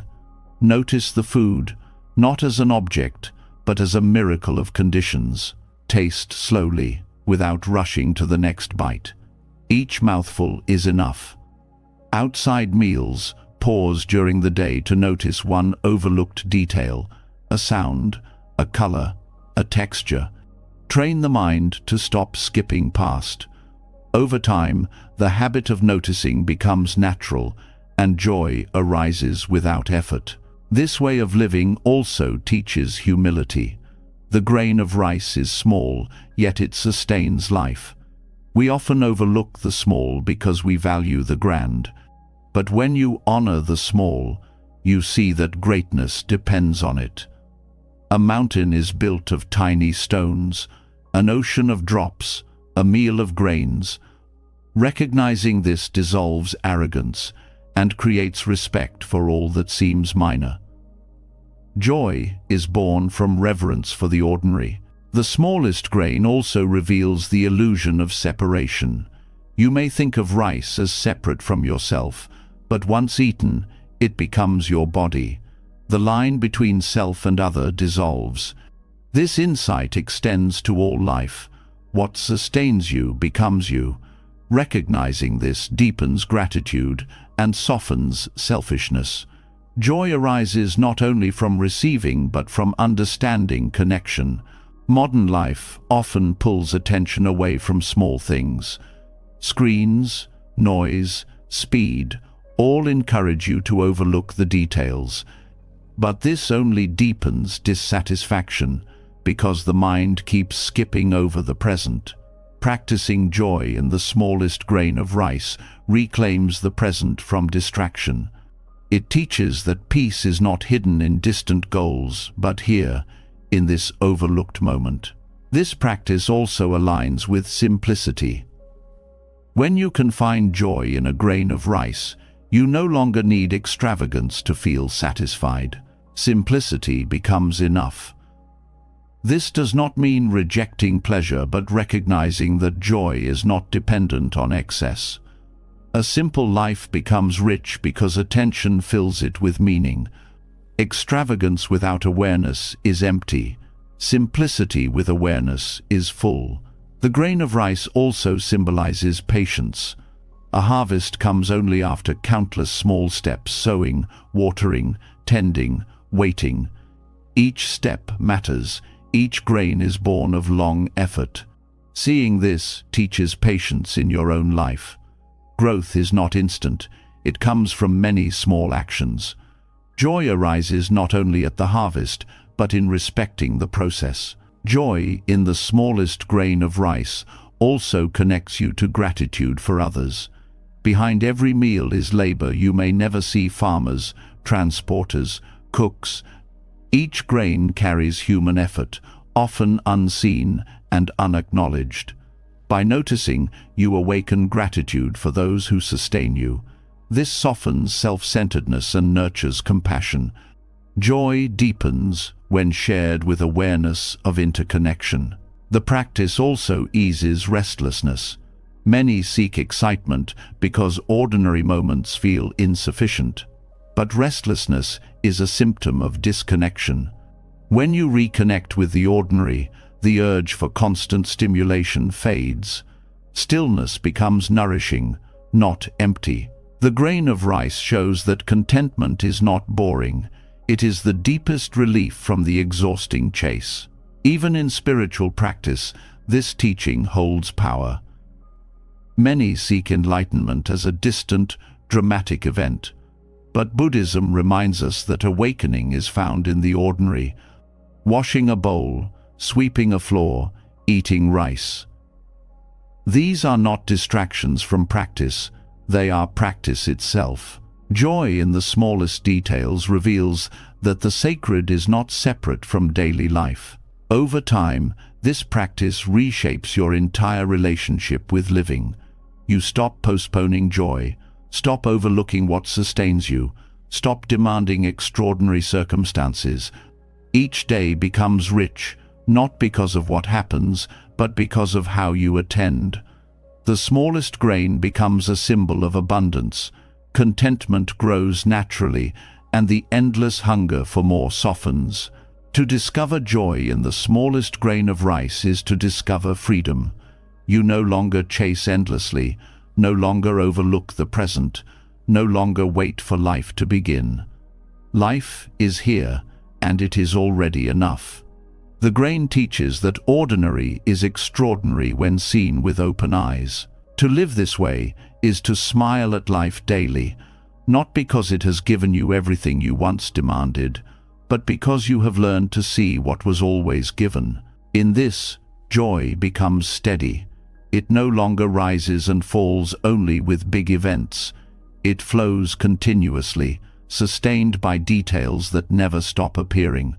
Each grain, each moment, each breath offers an invitation. All that is needed is awareness. And when awareness is present, even the smallest grain of rice becomes a universe of joy. Finding joy in the smallest grain of rice teaches us that contentment does not wait in some distant dream. It lives in the overlooked details of now. When you see how much life is already contained in the ordinary, you begin to notice another truth rising quietly beneath the surface. The self that claims ownership of these joys, fears, and struggles is not as solid as it seems. We spend so much energy defending an identity, holding tightly to who we think we are, protecting images of ourselves that shift like sand. Yet Buddhist wisdom offers a radical and freeing perspective. There is no fixed self. What you call you is a flowing process, ever-changing, never static. To engage with this, not as a burden but with playfulness, is to step into a lighter way of living, where life itself becomes a dance rather than a struggle to preserve something unchanging. The idea of non-self can be unsettling at first. Many feel that if the self is not permanent, then life has no meaning. But in truth, it is the opposite. Meaning arises because of impermanence, because of the possibility of growth, because of transformation. If you were fixed and unchangeable, no healing would be possible, no learning could take place, no freedom could be found. Non-self is not erasure, it is openness. It is the freedom to evolve again and again without being imprisoned by old definitions. Consider the body. Every cell in you is constantly shifting. Skin renews, blood flows, thoughts come and go, moods shift. The person you were 10 years ago is not the person you are today, not in body, not in mind, not in memory. Yet we cling to the illusion of a single, solid me. When you begin to see the self as a process, life feels playful. Just as a river is not the same water from moment to moment yet remains a river, you are not the same from moment to moment yet life continues.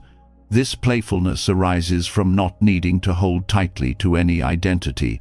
The heaviness of self comes from defending it. Pride insists, I must be seen as competent. Fear whispers, what if I fail and people think less of me? Memory clings, this is who I have always been. Each of these becomes a chain, dragging the present into a fixed shape. But when you treat identity as fluid, these chains dissolve. You can laugh at mistakes because they do not define an eternal you. You can release old stories because they were only chapters, not eternal verdicts. You can step into new roles with freedom because nothing in you is frozen. Playfulness with non-self also transforms relationships. Much conflict arises when two fixed egos collide, each defending its territory. But when you see yourself as fluid, you also see others as fluid. They too are processes, not fixed enemies or rigid roles. This recognition opens compassion. Someone who hurt you is not permanently a hurtful person, but a being who, in one moment, acted from pain or ignorance. This softens judgment and allows space for growth in both yourself and others. Buddhism often uses the metaphor of a chariot. If you take apart its wheels, frame, and axle, where is the chariot? In the same way, when you take apart body, thoughts, emotions, and memories, where is the permanent self? There is only a collection of conditions, moving together for a time. To see this is not depressing but liberating. You are not trapped inside an unchanging structure. You are free to flow, to grow, to let go. Playfulness means not approaching non-self with heaviness, but with curiosity. Instead of saying, I have no self, therefore nothing matters, you explore with wonder, if I am not fixed, what can I become today? Life becomes flexible. Each day is an experiment. You can step into kindness when yesterday you were impatient. You can create art even if you once called yourself not creative. You can forgive even if you once thought forgiveness impossible. Non-self means your story is never sealed. This perspective also dissolves much of the pressure of perfection. When you cling to a fixed self, you think every mistake stamps you permanently. If you fail, you are a failure. If you struggle, you are weak. But in non-self, failure is only a moment. Struggle is only a condition. They pass, they teach, they do not define. This releases the crushing weight of needing to prove yourself endlessly. Instead, you meet life as a process, where growth and falling are natural parts of the dance. Playfulness also arises in recognizing the illusion of control. The fixed self believes it must direct everything, hold everything, define everything. But when you see the self as fluid, you realize life is co-created with countless causes and conditions. You are part of a vast dance, not the sole choreographer.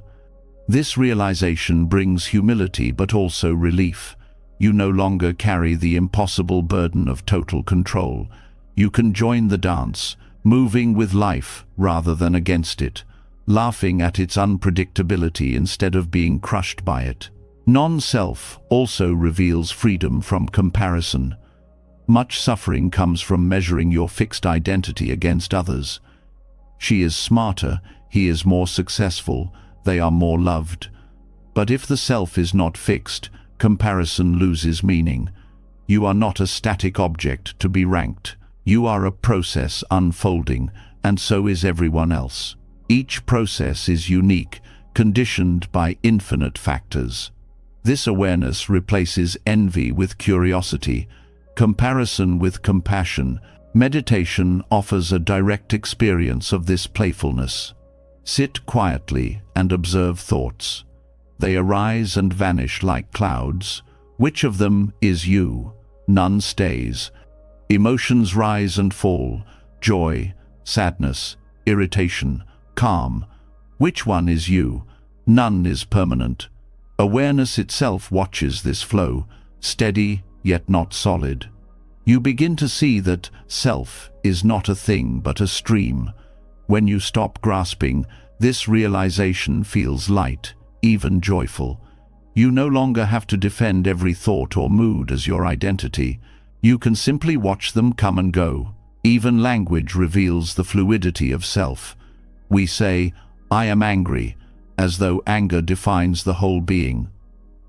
But more accurate would be, anger is present. The difference is profound. Anger as a presence is temporary, shifting, not equal to you. To say, "I am anger," is to fuse identity with a passing state. Non-self allows you to step back, to hold these states lightly. This simple shift changes suffering into observation, reaction into response. Playfulness with non-self does not mean denying individuality. You still have a personality, habits, preferences, but you hold them lightly, knowing they are not eternal prisons. You laugh when they shift, you welcome new layers, you let go when old ones fade. This lightness makes life flexible and more forgiving. You are not bound by the need to be consistent at all costs. Growth becomes natural, change becomes a friend. This teaching also deepens compassion for yourself. When you see that the harsh stories you tell about yourself are only conditions, not eternal truths, you soften. "I am broken" becomes "I am experiencing pain." "I am worthless" becomes "I am facing difficulty." This shift dissolves despair and makes space for healing. The self is not fixed in suffering, it is a process that can be transformed. The playfulness of non-self also connects to creativity. When you stop defending a rigid identity, you open to exploration. You can try new paths, adopt new perspectives, create without fear of failing the self.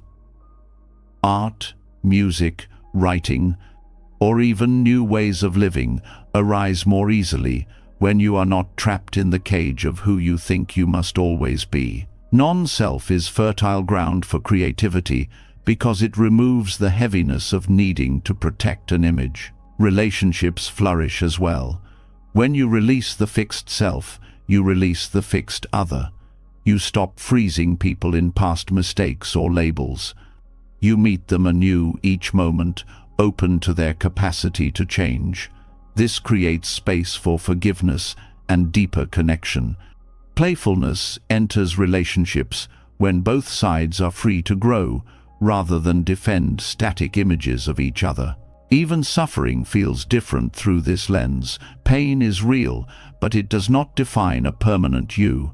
Sadness may visit, but it is not your eternal essence.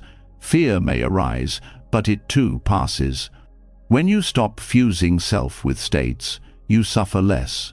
You begin to play with these states, noticing how quickly they shift, how nothing stays. This does not trivialize suffering but shows its impermanence. Even deep wounds become part of the process of change, not chains that fix you forever. This way of living invites a sense of wonder. If the self is fluid, every moment holds potential for renewal. You wake each day not as the same rigid self, but as a continuation that can move in new directions. The past influences, but does not imprison. This is playful freedom. You live more lightly because you no longer carry the burden of defending who you were yesterday or proving who you will be tomorrow. You are free to dance with what is. Ultimately, the playfulness of non-self is about releasing heaviness. The fixed self is heavy, burdened with pride, fear, comparison, regret. Non-self is light, flexible, curious, compassionate. It does not erase individuality, but frees it from rigidity. It invites you to engage with life not as a stone statue but as flowing water, always moving, always reshaping, always alive. When you embrace this, life becomes a game of discovery rather than a battle of defense. You explore instead of control. You adapt instead of resist. You smile instead of clench. The self no longer feels like a prison, but like a playground. This is the playful truth. You are not fixed, you are free, and in that freedom, joy naturally arises. When you begin to see the self as fluid and playful, much of the heaviness of life begins to lift. You no longer carry the rigid need to protect an identity or prove a permanent story about who you are. This lightness allows you to move with more freedom, to meet each moment as new. Yet even with this freedom, one truth remains unshakable. Suffering will still visit. Pain, loss, disappointment, illness, and death will still arrive at your door. The question is not whether you will suffer, but how you will meet suffering when it comes. This is where the practice deepens. To live lightly does not mean avoiding pain. It means learning to smile at suffering, softening toward it, instead of collapsing beneath it. The first step in smiling at suffering is acknowledging it honestly. Many people try to deny pain, to bury it beneath distraction, or to cover it with false positivity. But denial does not dissolve suffering, it hides it where it festers. Buddhism teaches that suffering is one of the noble truths of life. To pretend otherwise is to fight reality. The courage to look directly at suffering is the beginning of wisdom. When you meet it face to face, you see that it is not an endless wall but a passing storm. Smiling at suffering does not mean pretending to be happy about it. It means meeting it with compassion instead of hostility. Hostility toward pain only multiplies it. When anger adds to grief, when fear adds to loss, when shame adds to struggle, suffering doubles. But when you respond with compassion, the sharp edges soften. You say to yourself, "Yes, this is painful, but may I meet it with gentleness." That simple shift in attitude transforms the entire experience. The pain may still exist, but it no longer destroys you. Compassion begins within. You must learn to hold your own pain the way you would hold a crying child. Instead of scolding yourself for suffering, you place a gentle hand on your heart, breathe, and allow tenderness to arise. Self-compassion interrupts the inner critic that says, "I should be stronger. I should not feel this way." These judgments add weight to pain. By smiling inwardly, you tell yourself, "It is okay to feel. I do not have to be crushed by this." This softness allows healing to begin. The body also plays a role. Suffering often shows itself physically: tight chest, tense shoulders, heavy stomach. When you bring compassion to the body, you ease suffering. A soft smile relaxes facial muscles, which sends signals of calm through the nervous system. This is not trivial. The body influences the mind as much as the mind influences the body. When you breathe slowly and let a gentle smile form, even in pain, you create a physiological environment where suffering becomes easier to bear. Smiling at suffering is also about perspective. Pain feels overwhelming when you believe it is permanent, but everything changes. Grief shifts, anger cools, wounds heal, even if scars remain. By remembering impermanence, you loosen the belief that suffering will last forever. You remind yourself that just as joy passes, so does pain. The smile becomes an anchor in this truth, a reminder that nothing stays. Another element is compassion for others. When you suffer, it is easy to believe you are alone, but every human being suffers. The details differ, but the reality is shared. By connecting your suffering to the suffering of others, you feel less isolated. You understand that pain is part of the human condition, not a personal failure. This perspective opens the heart. You can smile, not only for your own healing, but for the healing of all beings who suffer. Your pain becomes a bridge of empathy instead of a prison of isolation. Smiling at suffering also helps transform resentment. When life brings hardship, bitterness easily arises. Why me? Why this? These questions create resistance that intensifies pain.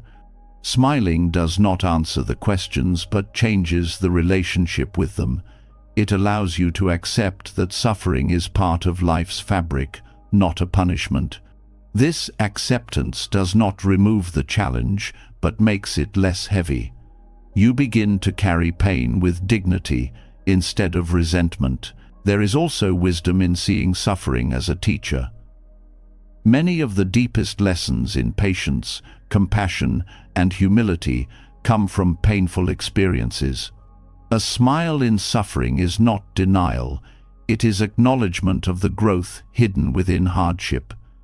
You may not see the lesson immediately, but by holding pain gently, you remain open to learning.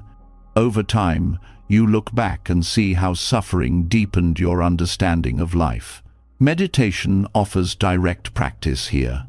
Sit quietly, with discomfort, physical, emotional, or mental.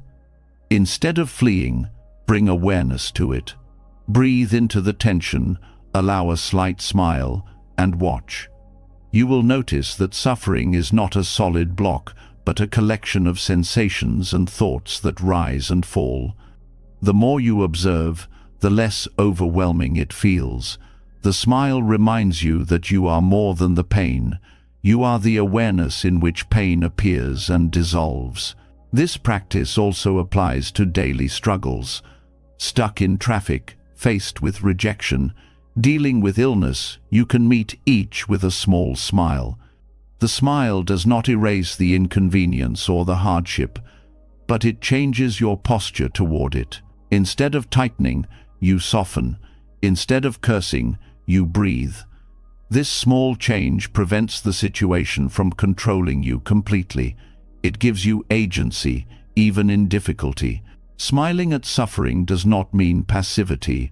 It does not mean accepting injustice or avoiding necessary action. It means approaching action with clarity and compassion instead of anger and despair. A smile steadies you so that when you act, you do so wisely. Without it, reaction often leads to more harm. With it, you respond in ways that heal rather than worsen. This way of meeting suffering also protects relationships. Pain often spills outward, making us sharp with those around us. But when you practice smiling inwardly, you create a buffer.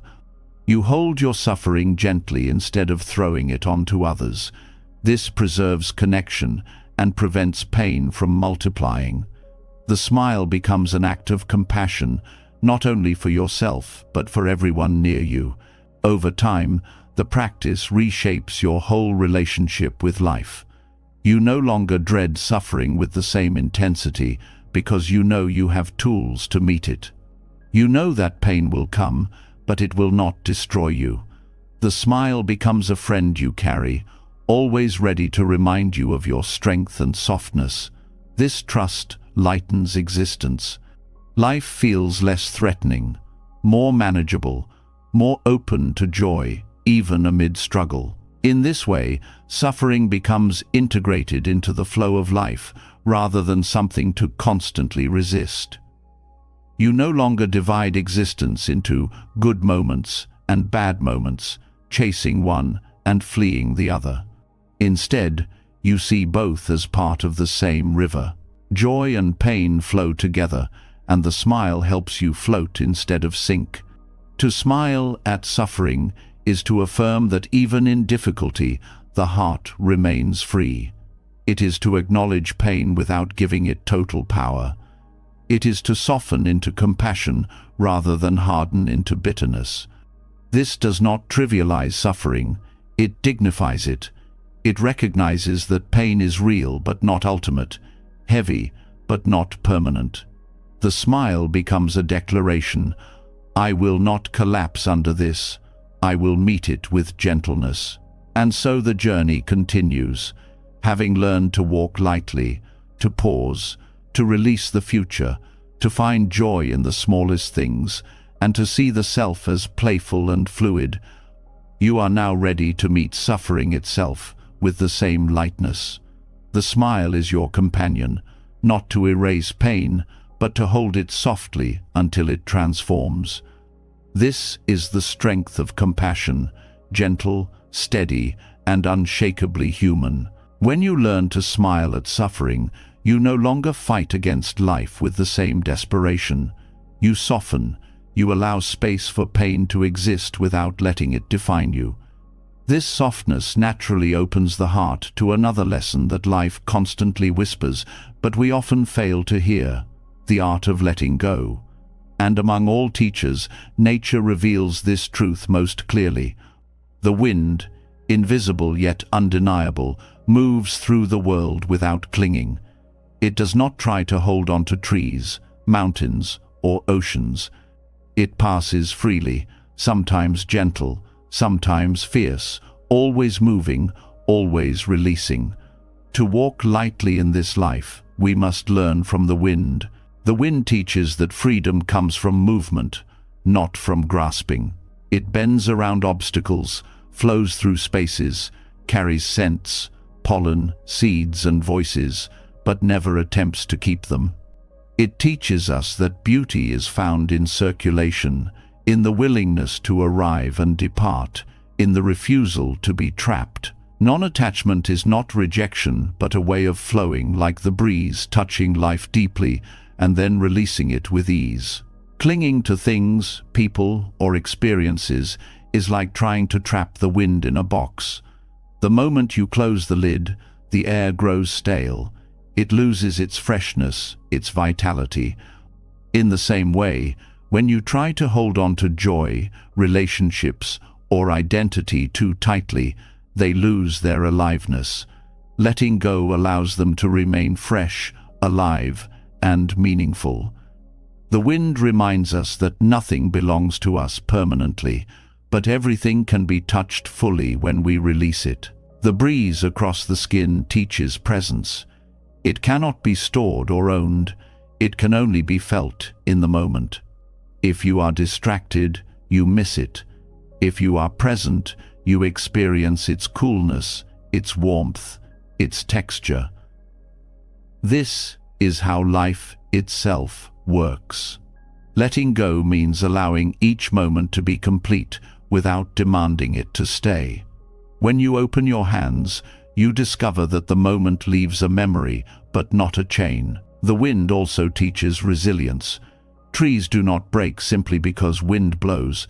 They bend, they sway, they release leaves when necessary. By moving with the wind rather than against it, they survive. In the same way, non-attachment allows us to bend with life's storms. When loss or change comes, resistance causes breakage. Flexibility creates survival. Letting go does not erase the challenge, but it prevents destruction. The practice of letting go also eases the burden of possession. So much energy is spent accumulating, protecting, and worrying over what we own. The wind passes through fields without needing to possess a single blade of grass. It carries fragrance without claiming the flower.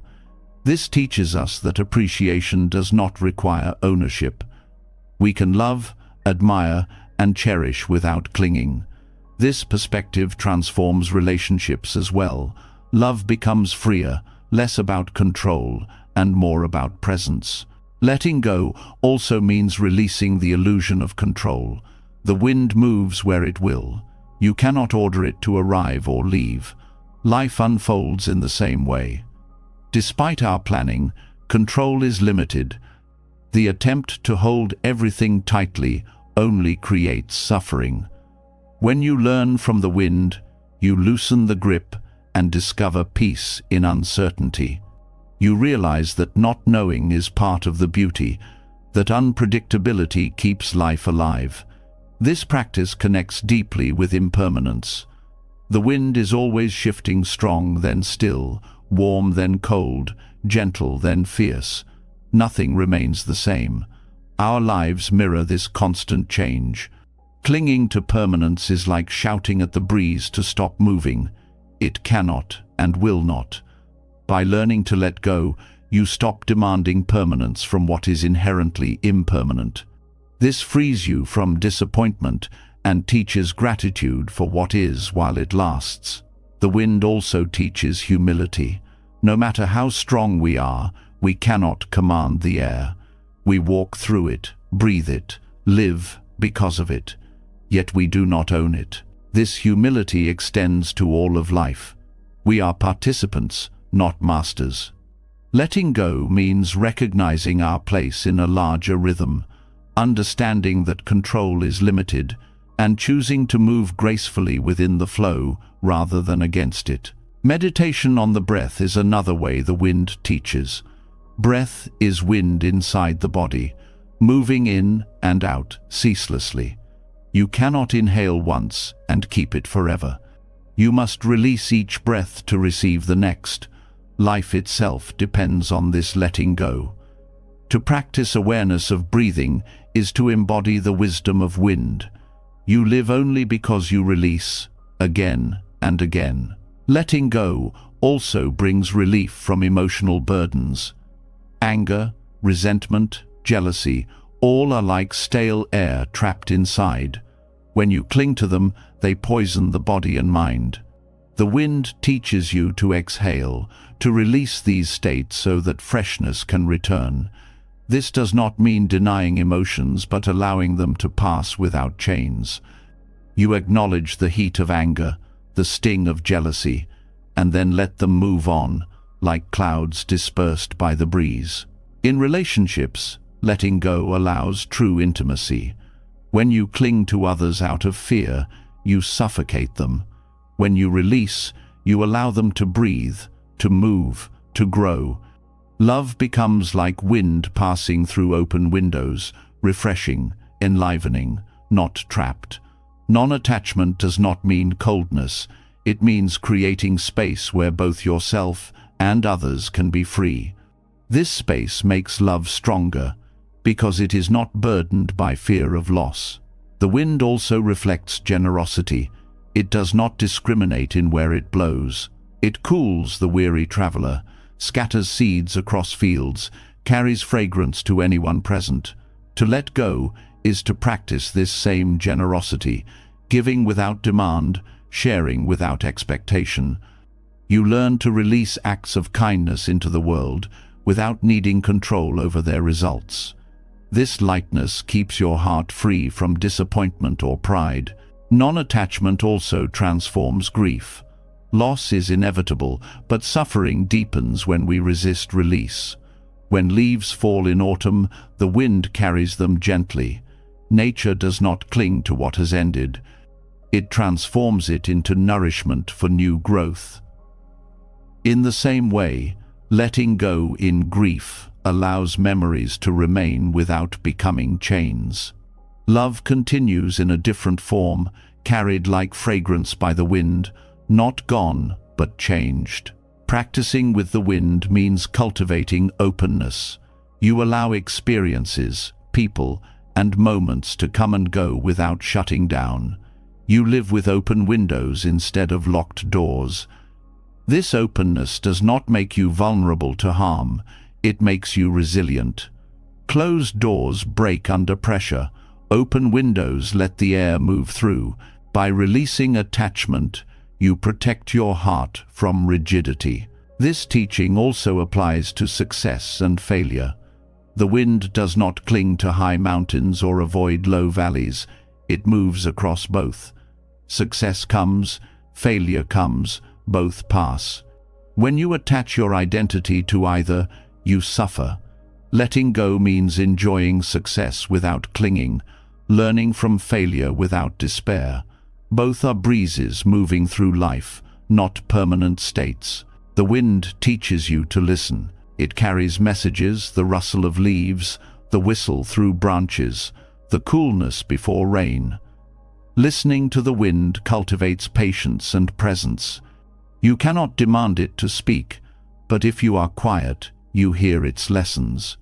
In the same way, letting go requires listening to life instead of forcing it. You pause, you notice, you respond gently rather than grasping. Daily practice of letting go can be simple. When you notice yourself grasping at a thought, release it with an exhale. When you feel anger rising, pause and breathe out, as though giving it to the wind. When you feel joy, appreciate it fully, then let it pass without clinging. Each release creates space. Over time, this space becomes lightness, and lightness becomes freedom. The wind also teaches that letting go does not mean emptiness. It means renewal. Each gust clears the air, disperses heat, carries seeds. Letting go makes room for new experiences, new growth, new life. Clinging blocks this renewal, keeping you stuck in old air. Release invites freshness. This is the generosity of impermanence. By letting go, life gives again. Ultimately, the wind teaches that non-attachment is not a philosophy, but a way of moving through the world. To live like the wind is to be free, to touch deeply but not cling, to arrive and depart with ease, to give without demand, to transform rather than control. The breeze across your skin is not just air, it is a reminder that freedom lies in release. And so, having learned to smile at suffering, the next step is to let the wind show you how to live lightly. Each gust whispers, nothing needs to be held forever. Everything can be released. And in letting go, you discover not loss, but liberation. When the wind teaches letting go, you begin to understand that freedom is not in gripping tightly, but in releasing gracefully. The breeze shows that what passes does not need to be chained, and what comes does not need to be forced. From this lesson naturally arises another. The way you act in the world carries its own weight or its own lightness. Every word, every gesture, every choice leaves a trace. Some traces cling like mud to the shoes of the spirit, while others dissolve like dew under the morning sun. The art is not only to act well, but to act without sticky residue, to move through life with karmic lightness. Karma is often misunderstood as punishment or reward. In Buddhist teaching, karma simply means action and its result. Every act, whether physical, verbal, or mental, plants seeds that bear fruit. When you act with greed, hatred, or delusion, the seeds grow into suffering. When you act with compassion, wisdom, and generosity, the seeds grow into peace. But even wholesome actions can become heavy when entangled with pride, expectation, or attachment. To act with karmic lightness is to give freely, without clinging to outcomes or inflating the ego. One way residue forms is through expectation. You help another person, but silently you expect gratitude. You work hard, but you expect recognition. When the response does not match your hope, resentment grows. The good act becomes sour because it was bound to an outcome. To act lightly is to release the outcome before it arrives. You give because giving itself is joyful. You serve because serving itself is meaningful. The act completes itself in the moment, without demanding repayment. Residue also forms through pride. You may offer kindness, but secretly build an image of yourself as virtuous. The ego whispers, "Look how generous I am, how wise I am." This creates attachment to identity, which becomes another chain. The action is good, but the pride makes it heavy. To act without sticky pride is to remember that generosity flows through you, not from you. Countless conditions made the act possible: your body, your teachers, the resources provided by others. To see this truth is to dissolve pride and replace it with humility. Acting with karmic lightness requires mindfulness of intention. The Buddha taught that intention is the seed of karma. If the intention is pure, free of greed, hatred, or delusion, the action leaves little residue. This means pausing to check your heart before acting. Are you giving to manipulate? Are you speaking to impress? Are you helping only to be seen? These subtle motives create heaviness. When the motive is simply to benefit others, to reduce suffering, to express compassion, the action becomes light, like a feather carried by the wind. Another aspect of karmic lightness is letting go of results. Even good actions do not always bear visible fruit. You may plant seeds of kindness in someone who responds with anger. You may work toward justice and still face resistance. If you cling to immediate results, you will feel defeated. But karma unfolds across time, often unseen. To act lightly is to trust the process. You release the need to control how seeds sprout, knowing that good actions always matter, whether or not you see their outcome. Lightness also arises when you act without clinging to permanence. A heavy residue forms when you try to immortalize your deeds. You want to be remembered, honored, praised, but everything fades. Statues crumble, names are forgotten, records vanish. If your joy depends on eternal recognition, your actions will feel burdened. But if your joy comes from the act itself, no fading can harm it. A kind word, even if forgotten, has already shaped the world. The karmic imprint exists without needing applause. This practice also transforms daily interactions. A smile offered to a stranger, help given quietly, patience extended in difficulty, all become powerful when done without attachment. They require no announcement, no validation. Their lightness makes them more enduring. In fact, the most profound karmic seeds are often those planted without anyone noticing, including yourself. Karmic lightness also relates to speech. Words can bind or free. When you speak to prove yourself, to win arguments, to show superiority, the residue lingers.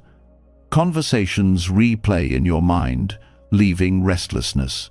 But when you speak to uplift, to clarify, to comfort, and then release the need to be right, the words dissolve without weight. Silence, too, can be karmically light when chosen with wisdom. This teaching does not mean passivity. Acting without sticky residue is not the same as refusing responsibility.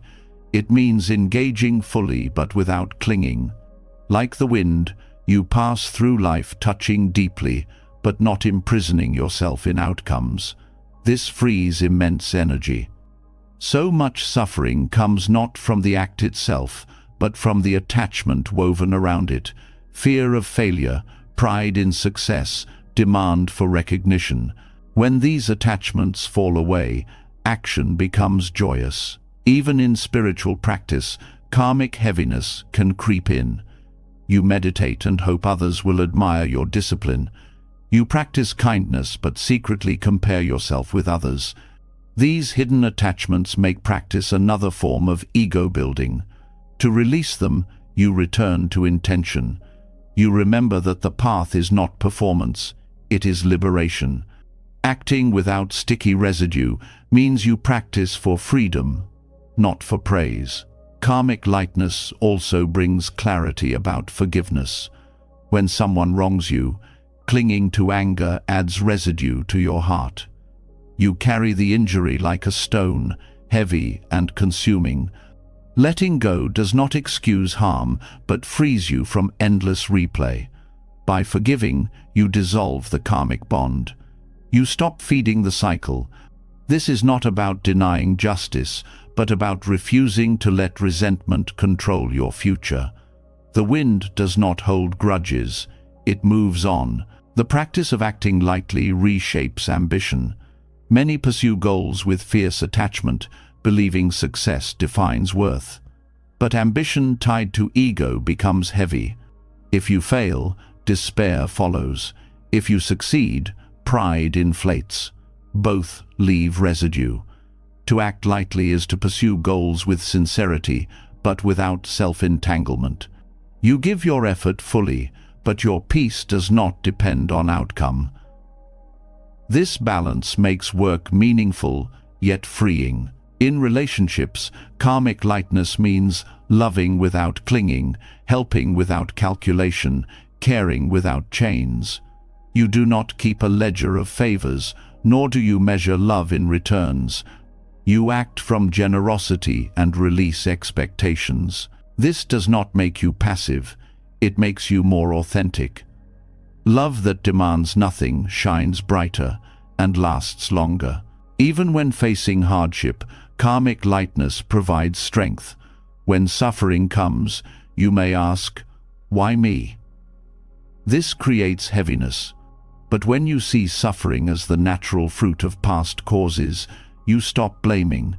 You act wisely to plant better seeds without resentment. This does not erase difficulty, but it prevents despair. By acting skillfully now, you shape a lighter future without carrying bitterness. The path of karmic lightness also brings joy in anonymity. To act without needing to be seen is liberation. The world often glorifies recognition, but lightness grows in acts that leave no trace of self. Helping quietly, giving without name, serving without credit, these dissolve ego while still benefiting the world. Such actions carry no sticky residue, only peace. This practice can be trained daily. Before acting, ask, is this motivated by pride, fear, or craving? If so, pause. Redirect to compassion and wisdom. After acting, release outcome. Do not replay for praise or punishment. Let the act complete itself and vanish, like wind passing over water. Over time, this becomes natural. Life feels lighter, relationships smoother, mind clearer. Ultimately, karmic lightness is about freedom. When you act without clinging to self, results, or recognition, you become untangled. Your actions ripple out, benefiting others, but you remain at ease. No residue weighs you down. You live like the wind, moving, touching, nourishing, but never bound. And so, from the breeze that teaches release, the next lesson reveals itself. To live lightly is not only to let go of what comes to you, but also to let go of what leaves you through your own hands. Each act can either bind or free. When you learn to act without sticky residue, your life becomes a path of effortless generosity and unshakable lightness. When actions are carried out without sticky residue, life feels light, unburdened, and free. The heart no longer clings to recognition or results, and in that release, an unexpected gift arises: space. Within this space, you begin to notice something many people spend their lives avoiding: silence. Not the silence of emptiness or loneliness, but a silence alive with presence. In a world saturated with noise, chatter, and endless distraction, silence becomes liberation. It is not an absence, but a return, a grounding, an anchor that allows you to smile even as life grows loud around you. Noise has become the modern condition. Everywhere there is sound machines, voices, devices, endless streams of music and messages. Even when external noise quiets, the internal noise continues. Thoughts race, worries repeat, judgments echo. Silence feels uncomfortable because it exposes what we keep trying to outrun. Yet Buddhist practice invites us to turn towards silence, not as a void to fear, but as a doorway to freedom. It is within silence that clarity sharpens, compassion deepens, and peace becomes steady. Silence is powerful because it reveals what noise hides.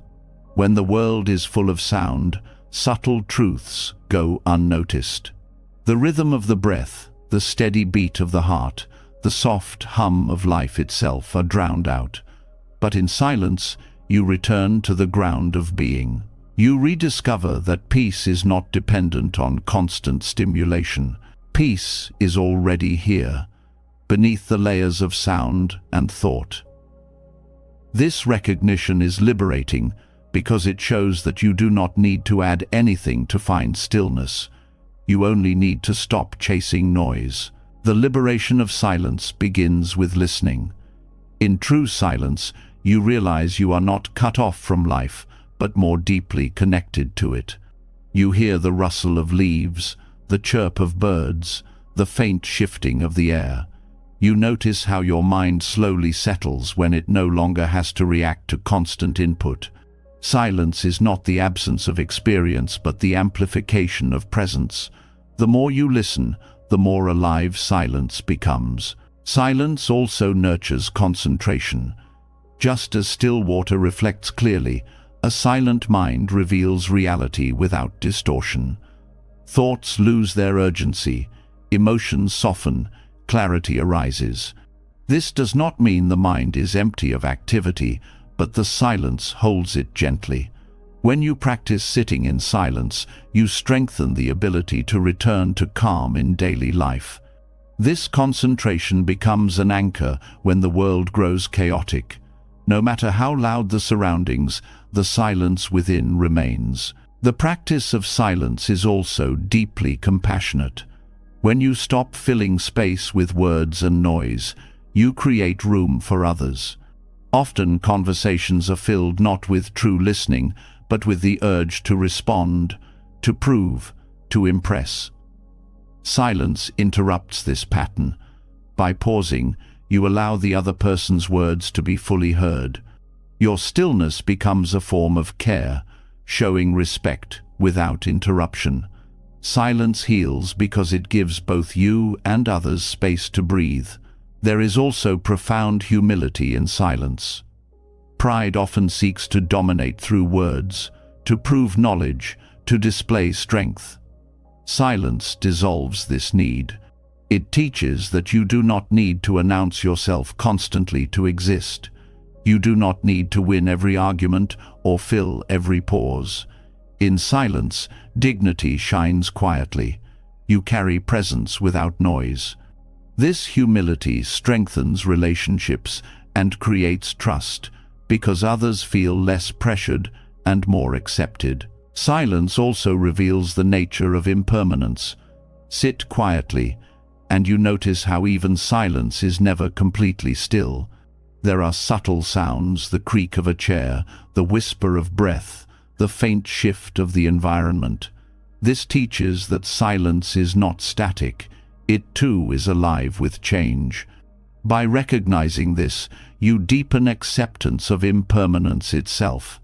Life is never frozen. Everything moves, even in stillness. The liberation of silence also reaches into the heart of suffering.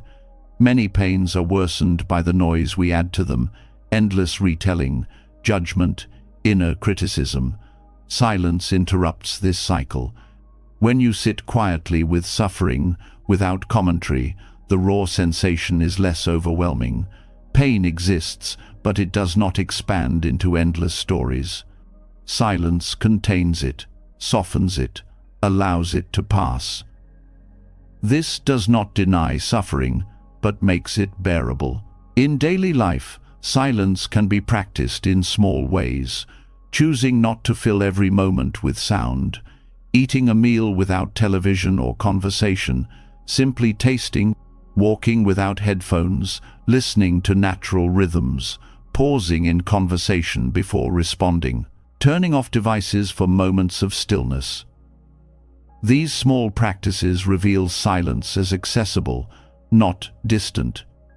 Each moment of quiet builds familiarity until silence becomes a natural refuge. Silence also deepens awareness of interconnection. When you quiet external and internal noise, you begin to feel the subtle bonds that link you to all life. You notice how the breath you take is connected to trees, how your stillness resonates with the environment, how peace in you creates peace in others.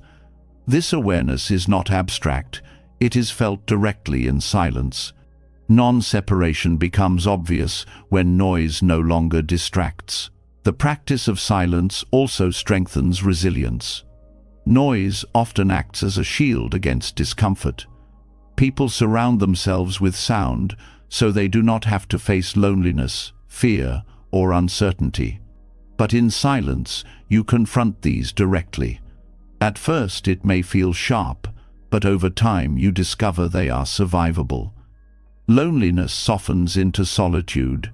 Fear becomes less frightening, uncertainty less threatening. This resilience is liberation because it shows you no longer need constant distraction to survive. There is also joy in silence. At first it may feel empty, but with practice it becomes full of subtle delight. The breath feels rich, the body feels alive, the heart feels open. The absence of noise is not deprivation but abundance. Joy in silence is simple, steady, unshaken by external conditions. It arises not from what you add, but from what you allow. Silence also cultivates wisdom in action. When you act from noise, you act from impulse. When you act from silence, you act from clarity. The pause of silence before speaking or acting allows reflection. Is this necessary? Is it kind? Is it wise?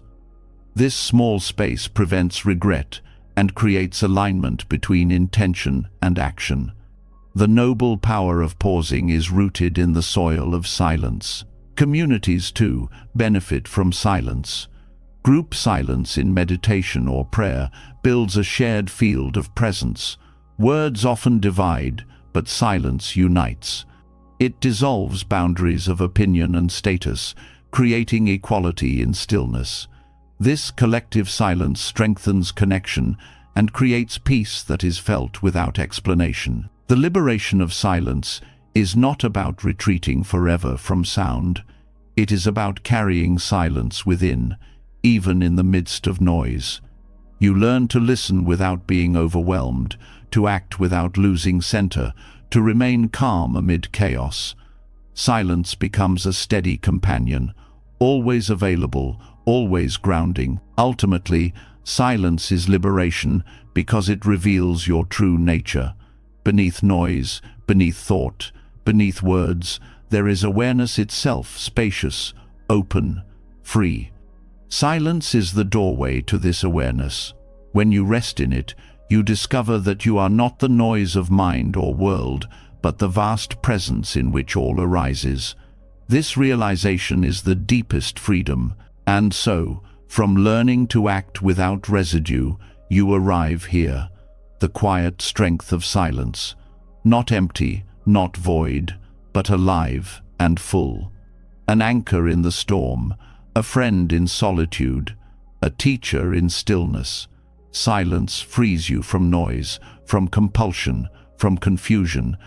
It teaches that peace is not found in more, but in less, not in sound, but in space. To rest in silence is to rest in freedom itself. Silence teaches you that peace does not come from adding more, but from discovering the fullness that already exists when noise fades away. In that stillness, the body naturally seeks its oldest rhythm, the gentle flow of breath. This is the bridge between silence and life, the constant movement that never abandons you. And within this flow lies another teaching. The breath is not only survival, it is transformation. When met with awareness, Each inhale can lift the weight of heaviness, and each exhale can release what no longer serves. To breathe like a lotus is to let every breath be a blossoming, a renewal that opens you gently toward lightness and joy. The lotus is a flower that rises from muddy water into pristine bloom. Its beauty does not deny the mud, but grows out of it. In the same way, mindful breathing does not deny difficulty, but transforms it. Breathing with awareness is not escape, but engagement. You meet heaviness directly, but instead of collapsing beneath it, you allow the breath to carry it upward, to release it, to open you again. This is why the Buddha often called the breath a foundation for practice, because it is always here, simple, accessible, and powerful. Mindful breathing begins with recognition. You notice, this is an in-breath, this is an out-breath. Such simplicity holds great depth. By recognizing the breath, you step out of distraction and return to the present. Each recognition is a seed of presence. Instead of being lost in the past or future, you are anchored in now. This anchoring is not heavy but spacious, because the breath does not chain you, it flows. The breath reflects the state of the mind. When anxious, it becomes shallow and fast. When calm, it slows and deepens. By bringing awareness to breathing, you do not only observe the mind, but influence it. Deliberately softening the breath softens the mind. A slow, steady inhale teaches patience. A long, gentle exhale teaches release. Breathing like a lotus means allowing this natural intelligence of the body to guide you toward balance. The practice of mindful breathing transforms heaviness by dissolving reactivity. Strong emotions such as anger, grief, or fear feel overwhelming because they consume attention. But when you return to the breath, even in the midst of storm, you create a gap. You remember, this anger is not me, it is a passing energy. This grief is not eternal, it is a wave. The breath gives you stability. It is like holding a thread that keeps you connected while emotions swirl. This does not remove pain but prevents you from drowning in it. Breathing also unites body and mind. Often the two are disconnected. The body is here, but the mind is elsewhere. The breath brings them together. When you inhale with awareness, you feel the chest expand, the abdomen rise, the air entering. The mind is no longer wandering, it is resting in the body. This union creates harmony, a sense of being whole. When body and mind are together, life feels lighter because fragmentation dissolves. The lotus breath is also a practice of renewal. Every inhalation is new air, new life. Every exhalation is release, letting go of what is used. To live without awareness of this rhythm is to miss countless opportunities for renewal each day. But when you breathe like a lotus, each cycle becomes a reminder that renewal is continuous. Heaviness becomes temporary because each breath carries the chance to start again. In times of fatigue, mindful breathing restores energy. You breathe deeply, drawing oxygen into the body, and with awareness, this process feels vivid. It is not mechanical but nourishing. The body responds, the mind clears. In times of restlessness, mindful breathing steadies you.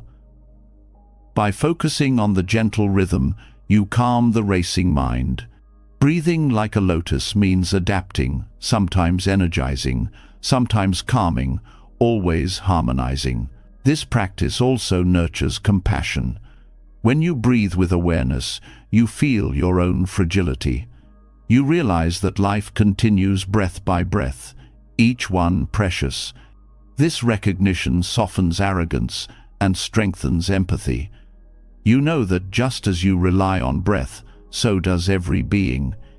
Each inhale connects you with trees that give oxygen. Each exhale returns it to the world. Breathing like a lotus reveals interconnection. Mindful breathing also transforms relationships. In conflict, a pause to breathe can change the entire direction.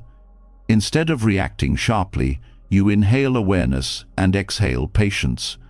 Instead of clinging to pride, you inhale humility and exhale gentleness. The breath creates space between impulse and action. Within this space, kindness has room to grow. The lotus metaphor also reminds us that beauty arises from struggle. Mud is not rejected, it is transformed. Breathing like a lotus means not rejecting difficulty, but breathing with it until it becomes strength. For example, in grief, each breath becomes a way to honor love that continues. In stress, each breath becomes a way to remind yourself of inner steadiness. In fear, each breath becomes an anchor, reminding you that you are still alive, still here, still capable of meeting the moment.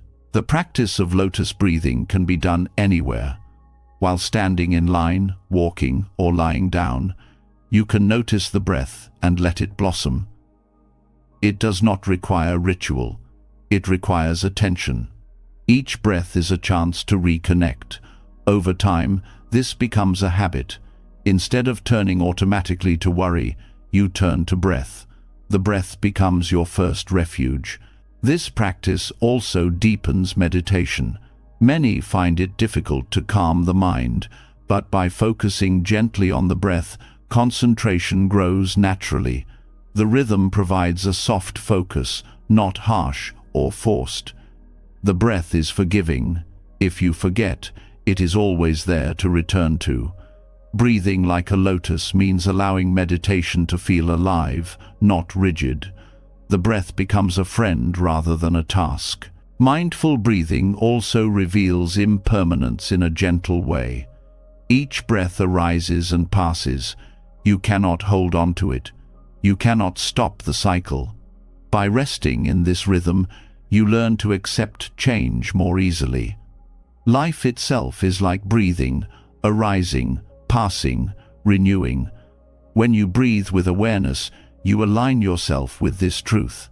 The fear of change softens because you experience change intimately every moment. The lotus breath also teaches gratitude. Each inhale is a gift of life, each exhale a gift to the world. Often we forget the miracle of breathing until it is threatened. But awareness restores gratitude. You realize you are supported in every moment by countless conditions that allow you to breathe air, trees, atmosphere, balance of nature. Gratitude turns each breath into a prayer of thanks. Breathing with awareness also transforms how you carry the past and future. Many breaths are lost in regret or worry, but when you focus fully on this breath, you are freed from both. The past is gone, the future not yet here, but this breath is real. To breathe like a lotus is to reclaim life from time's illusions. You live fully in now, where freedom always exists. Even in moments of despair, mindful breathing offers hope. When all else feels uncertain, the breath remains. You may not solve every problem, but you can breathe. This reminder grounds you. It shows that life continues, that presence is possible even in difficulty. Each breath becomes a small victory, a seed of strength. Over time, lotus breathing shapes character. You become calmer, more resilient, more compassionate. People feel peace around you because your breath anchors you. You carry lightness into daily life. Even under pressure, you return to breath and blossom instead of collapse. This is not abstract. It is lived. Ultimately, breathing like a lotus is liberation because it transforms the most basic act into the most profound. You no longer take the breath for granted. You see it as life itself unfolding gently, inviting you to open again and again. Each inhale is presence. Each exhale is release. The heaviness of living transforms into blossoming, not because suffering vanishes, but because awareness changes the way you hold it. And so, the journey continues. From silence that reveals the ground of being, the breath emerges as your living companion. When you learn to breathe like a lotus, you discover that every moment offers renewal. Life blossoms with each inhale, lightens with each exhale, and you carry within you the simple, profound truth that peace is always as close as your next breath. Breathing like a lotus shows you that renewal is always possible, even in the middle of heaviness. Each inhale carries life forward, each exhale releases what no longer serves, and this rhythm teaches you to soften into change instead of resisting it. But the breath also reveals something deeper. When you slow down and pay attention, you begin to notice the things that usually stay hidden. Beneath the surface calm, there are shadows, fears, wounds, memories, and doubts that you often push away. These shadows are not enemies. They are parts of you waiting to be acknowledged. The next step in living lightly is learning to smile at these shadows, not with denial, but with humor, warmth, and non-judgment. Shadows take many forms. For some, they appear as fear of rejection, failure, or abandonment. For others, they are old wounds from childhood, regrets from past actions, or hidden anger that has never been spoken. These shadows lurk quietly, but they influence how you act, think, and feel. You may chase achievements to silence them, distract yourself with busyness, or cover them with forced positivity. Yet, as long as they remain unacknowledged, they hold power. Smiling at shadows is a practice of taking that power back, not by erasing the shadows, but by meeting them with courage and kindness. The key lies in recognition. You cannot transform what you refuse to see. When a shadow arises, an anxious thought, a memory that stings, an old insecurity, you notice it. Instead of pushing it away, you say inwardly, "Hello, I see you." This simple recognition removes secrecy. Shadows thrive in silence, but when they are seen, they lose some of their force. Awareness shines light, and the light reveals that the shadow is not as monstrous as it once seemed. Smiling at shadows requires non-judgment. Often, people harshly condemn themselves for having fear or wounds. "I should be stronger. I should be over this by now." These judgments deepen suffering. Non-judgment means allowing yourself to be human. Fear is not failure. Pain is not weakness. They are part of the shared human condition. When you stop judging, you begin to soften. The smile embodies this softness. It signals acceptance, not rejection. Humor is another powerful tool. Shadows seem frightening when taken with absolute seriousness. But when you can laugh gently at your own fears, they lose their grip. For example, if your inner critic shouts, "You're worthless," you might respond inwardly with a smile. "Thank you for your opinion, but you sound like an old radio with bad reception." Humor does not dismiss the pain, but reframes it. It places distance between you and the thought, showing that you are not identical to your shadow. Mindful breathing supports this process. When shadows arise, they often trigger the body-tight chest, clenched jaw, racing heart. By returning to breath, you create space between the shadow and reaction. You inhale awareness, exhale tension, and hold the shadow in a container of calm. The breath keeps you steady enough to stay with discomfort without collapsing. Over time, this steadiness builds resilience. You realize you can face your shadows without being consumed. Compassion is essential. Many shadows are unhealed wounds from the past. They may carry the voice of a critical parent, the echo of rejection, the pain of failure. Meeting them with anger only repeats the harm. Compassion means offering to yourself the kindness that was missing when the wound first formed. You speak to the shadow as you would to a child. I know you are hurt. I am here with you. This reparenting softens the wound. It does not erase history, but it begins to heal the imprint. Smiling at shadows also prevents projection. When unacknowledged, shadows leak into relationships. Fear of rejection may cause you to push people away. Old wounds may make you overreact to small slights.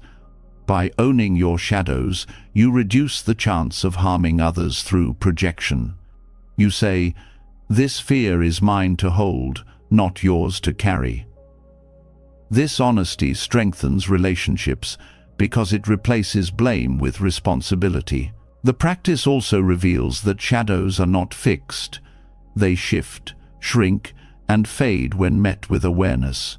A fear that once dominated your life becomes less threatening when you learn to smile at it.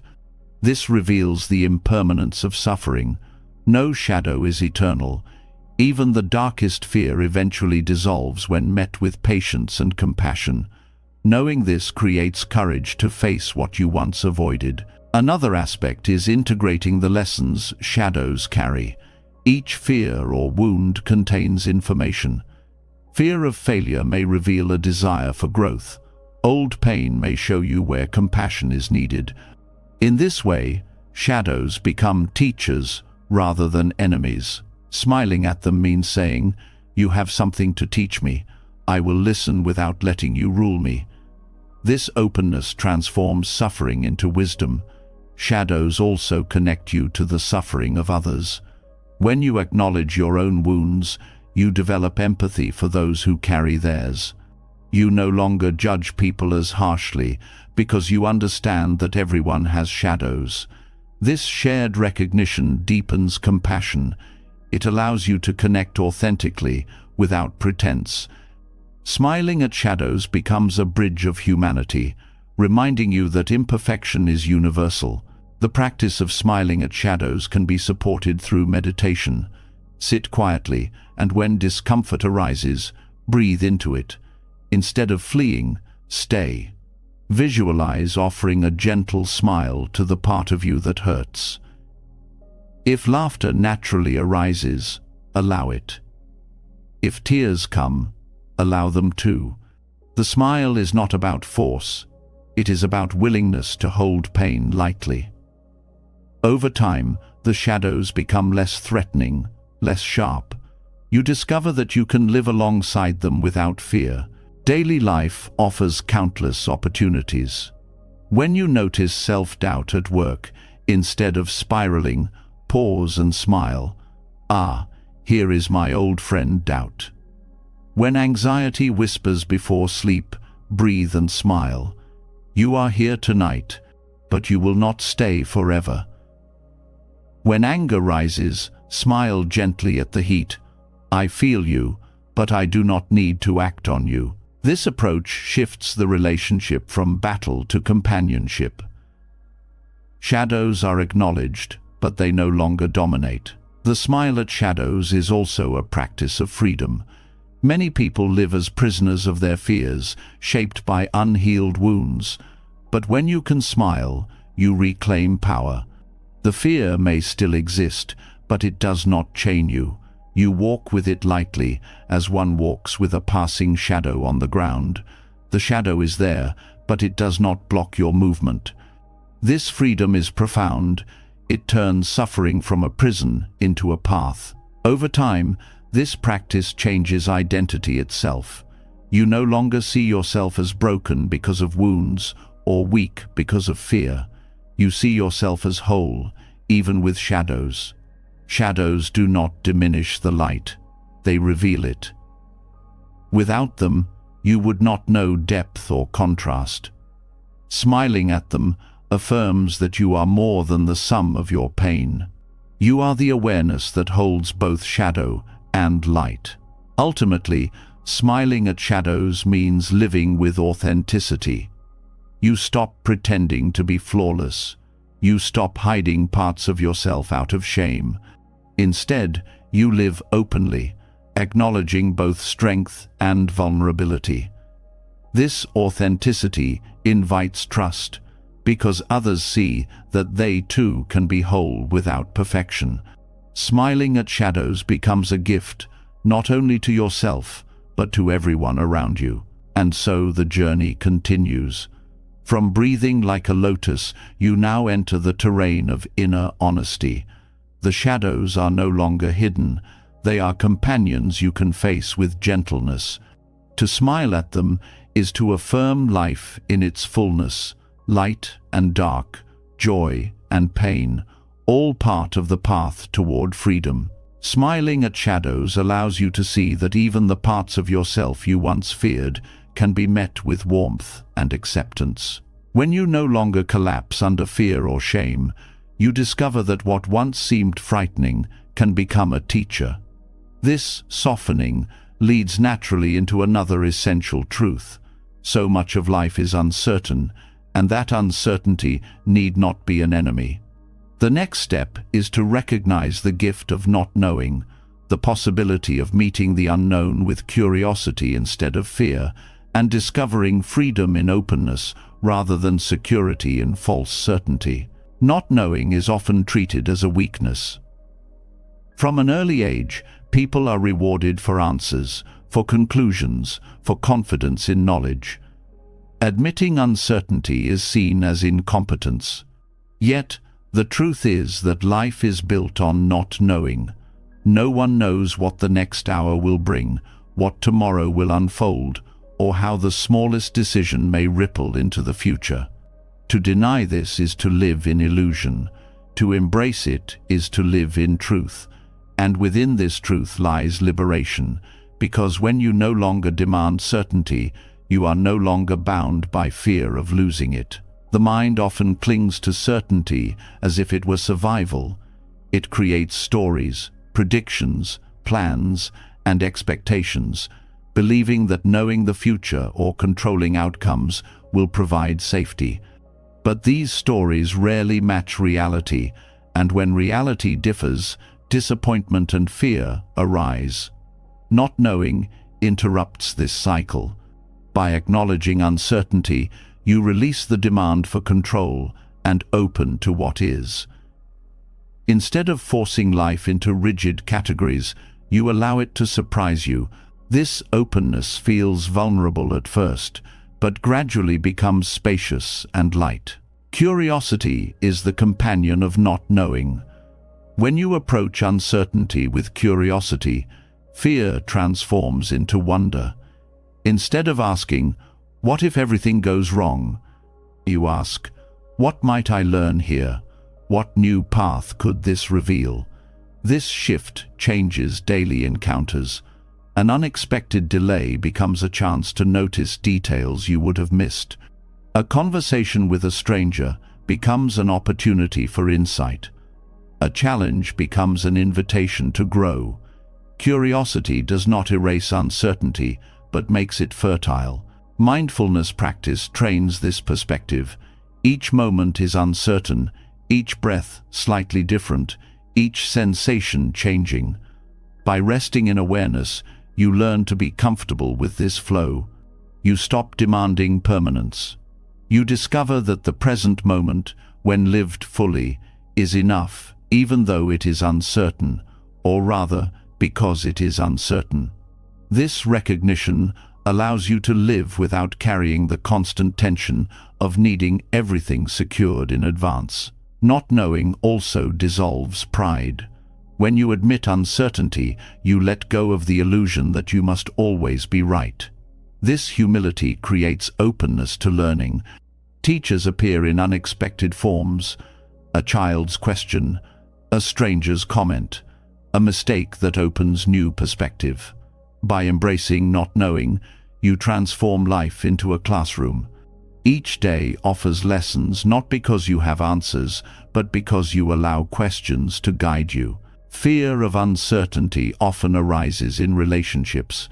People want guarantees, promises of permanence, assurances that love will never change. Yet reality shifts. People grow, circumstances evolve, emotions move. To cling to absolute certainty in relationships creates suffering. But when you accept not knowing, love becomes more alive.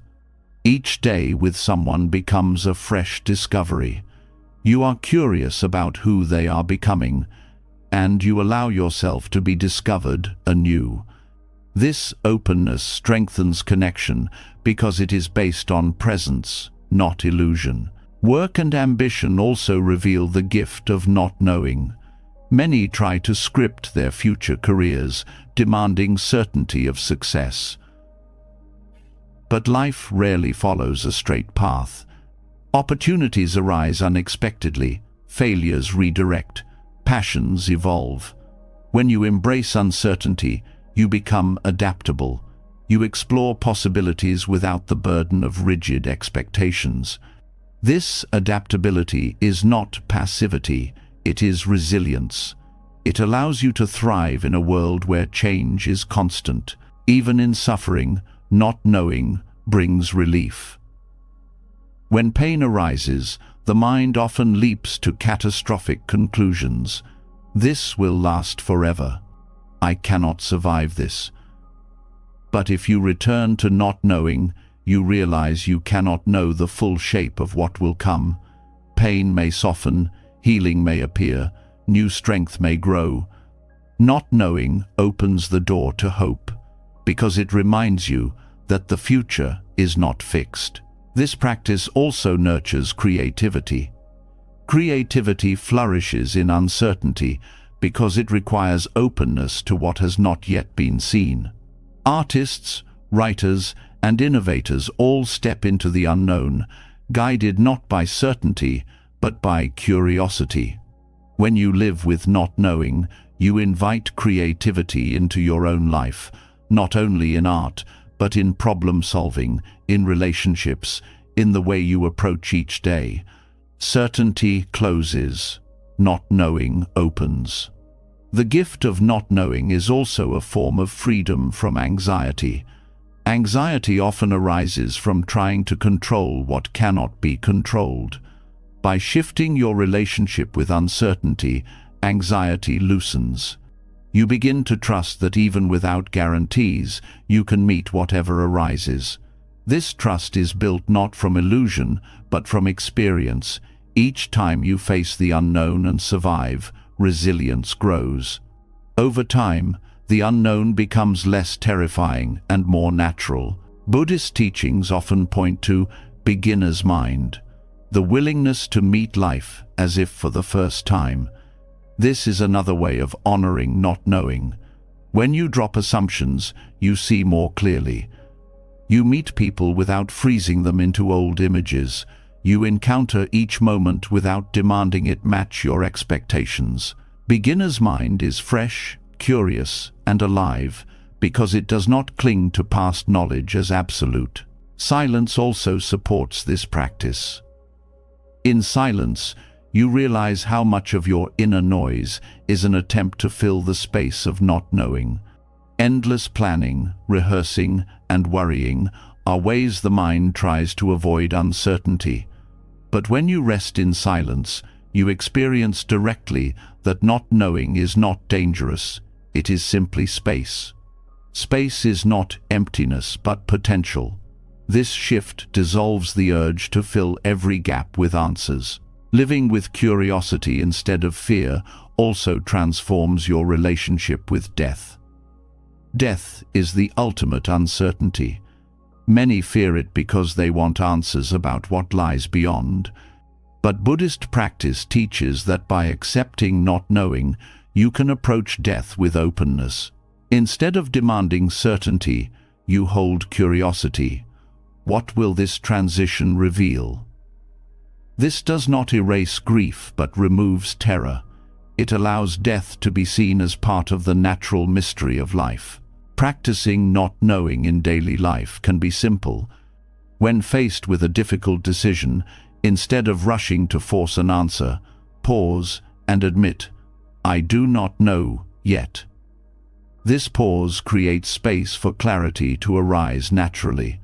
When speaking with someone, instead of assuming you already understand, listen deeply, curious about what you might discover. When plans change, Instead of resisting, explore what new opportunity has opened. Each of these is a practice of curiosity over fear. Over time, this way of living brings lightness. The need for constant certainty is heavy. It chains you to control and fear. Not knowing releases that weight. You no longer need every detail secured. You can rest in openness, in trust, in curiosity. Life becomes more like play than battle, more like exploration than survival. This is the gift. Uncertainty, when embraced, becomes not a source of suffering, but a source of freedom. And so, from smiling at your shadows, you now step into the vastness of mystery itself. Instead of shrinking from uncertainty, you learn to welcome it as a companion. The unknown no longer threatens, but invites. To live with curiosity instead of fear is to live with lightness, to walk into each moment as an unfolding gift rather than a danger to be avoided. This is the freedom of not knowing. Life will always offer us challenges, changes, and moments that test our hearts. But within the teachings we have explored, there is a different way to meet it all, a way of living lightly and smiling at life. We've seen that we don't need to grip so tightly because impermanence frees us. We don't need to let the inner critic dominate because gentleness softens us. We don't need endless craving because enough is already here. We can rest in emptiness without fear, walk with light steps, breathe with awareness, meet suffering with compassion, and let the wind teach us to release. We can act without sticky pride, discover strength in silence, blossom with each breath, smile even at our shadows, and embrace not knowing with curiosity. These lessons are not distant philosophy, they are practical invitations to live with more joy, more peace, and more freedom, right now. If one of these lessons touched you deeply, share it below. I'd love to hear which teaching you want to carry into your daily life. Your comment may be the reminder someone else needs today. And if you want to keep walking this path together, don't forget to subscribe and turn on the bell. More wisdom, more lightness, and more ways to smile at life are waiting for you. This journey has only just begun.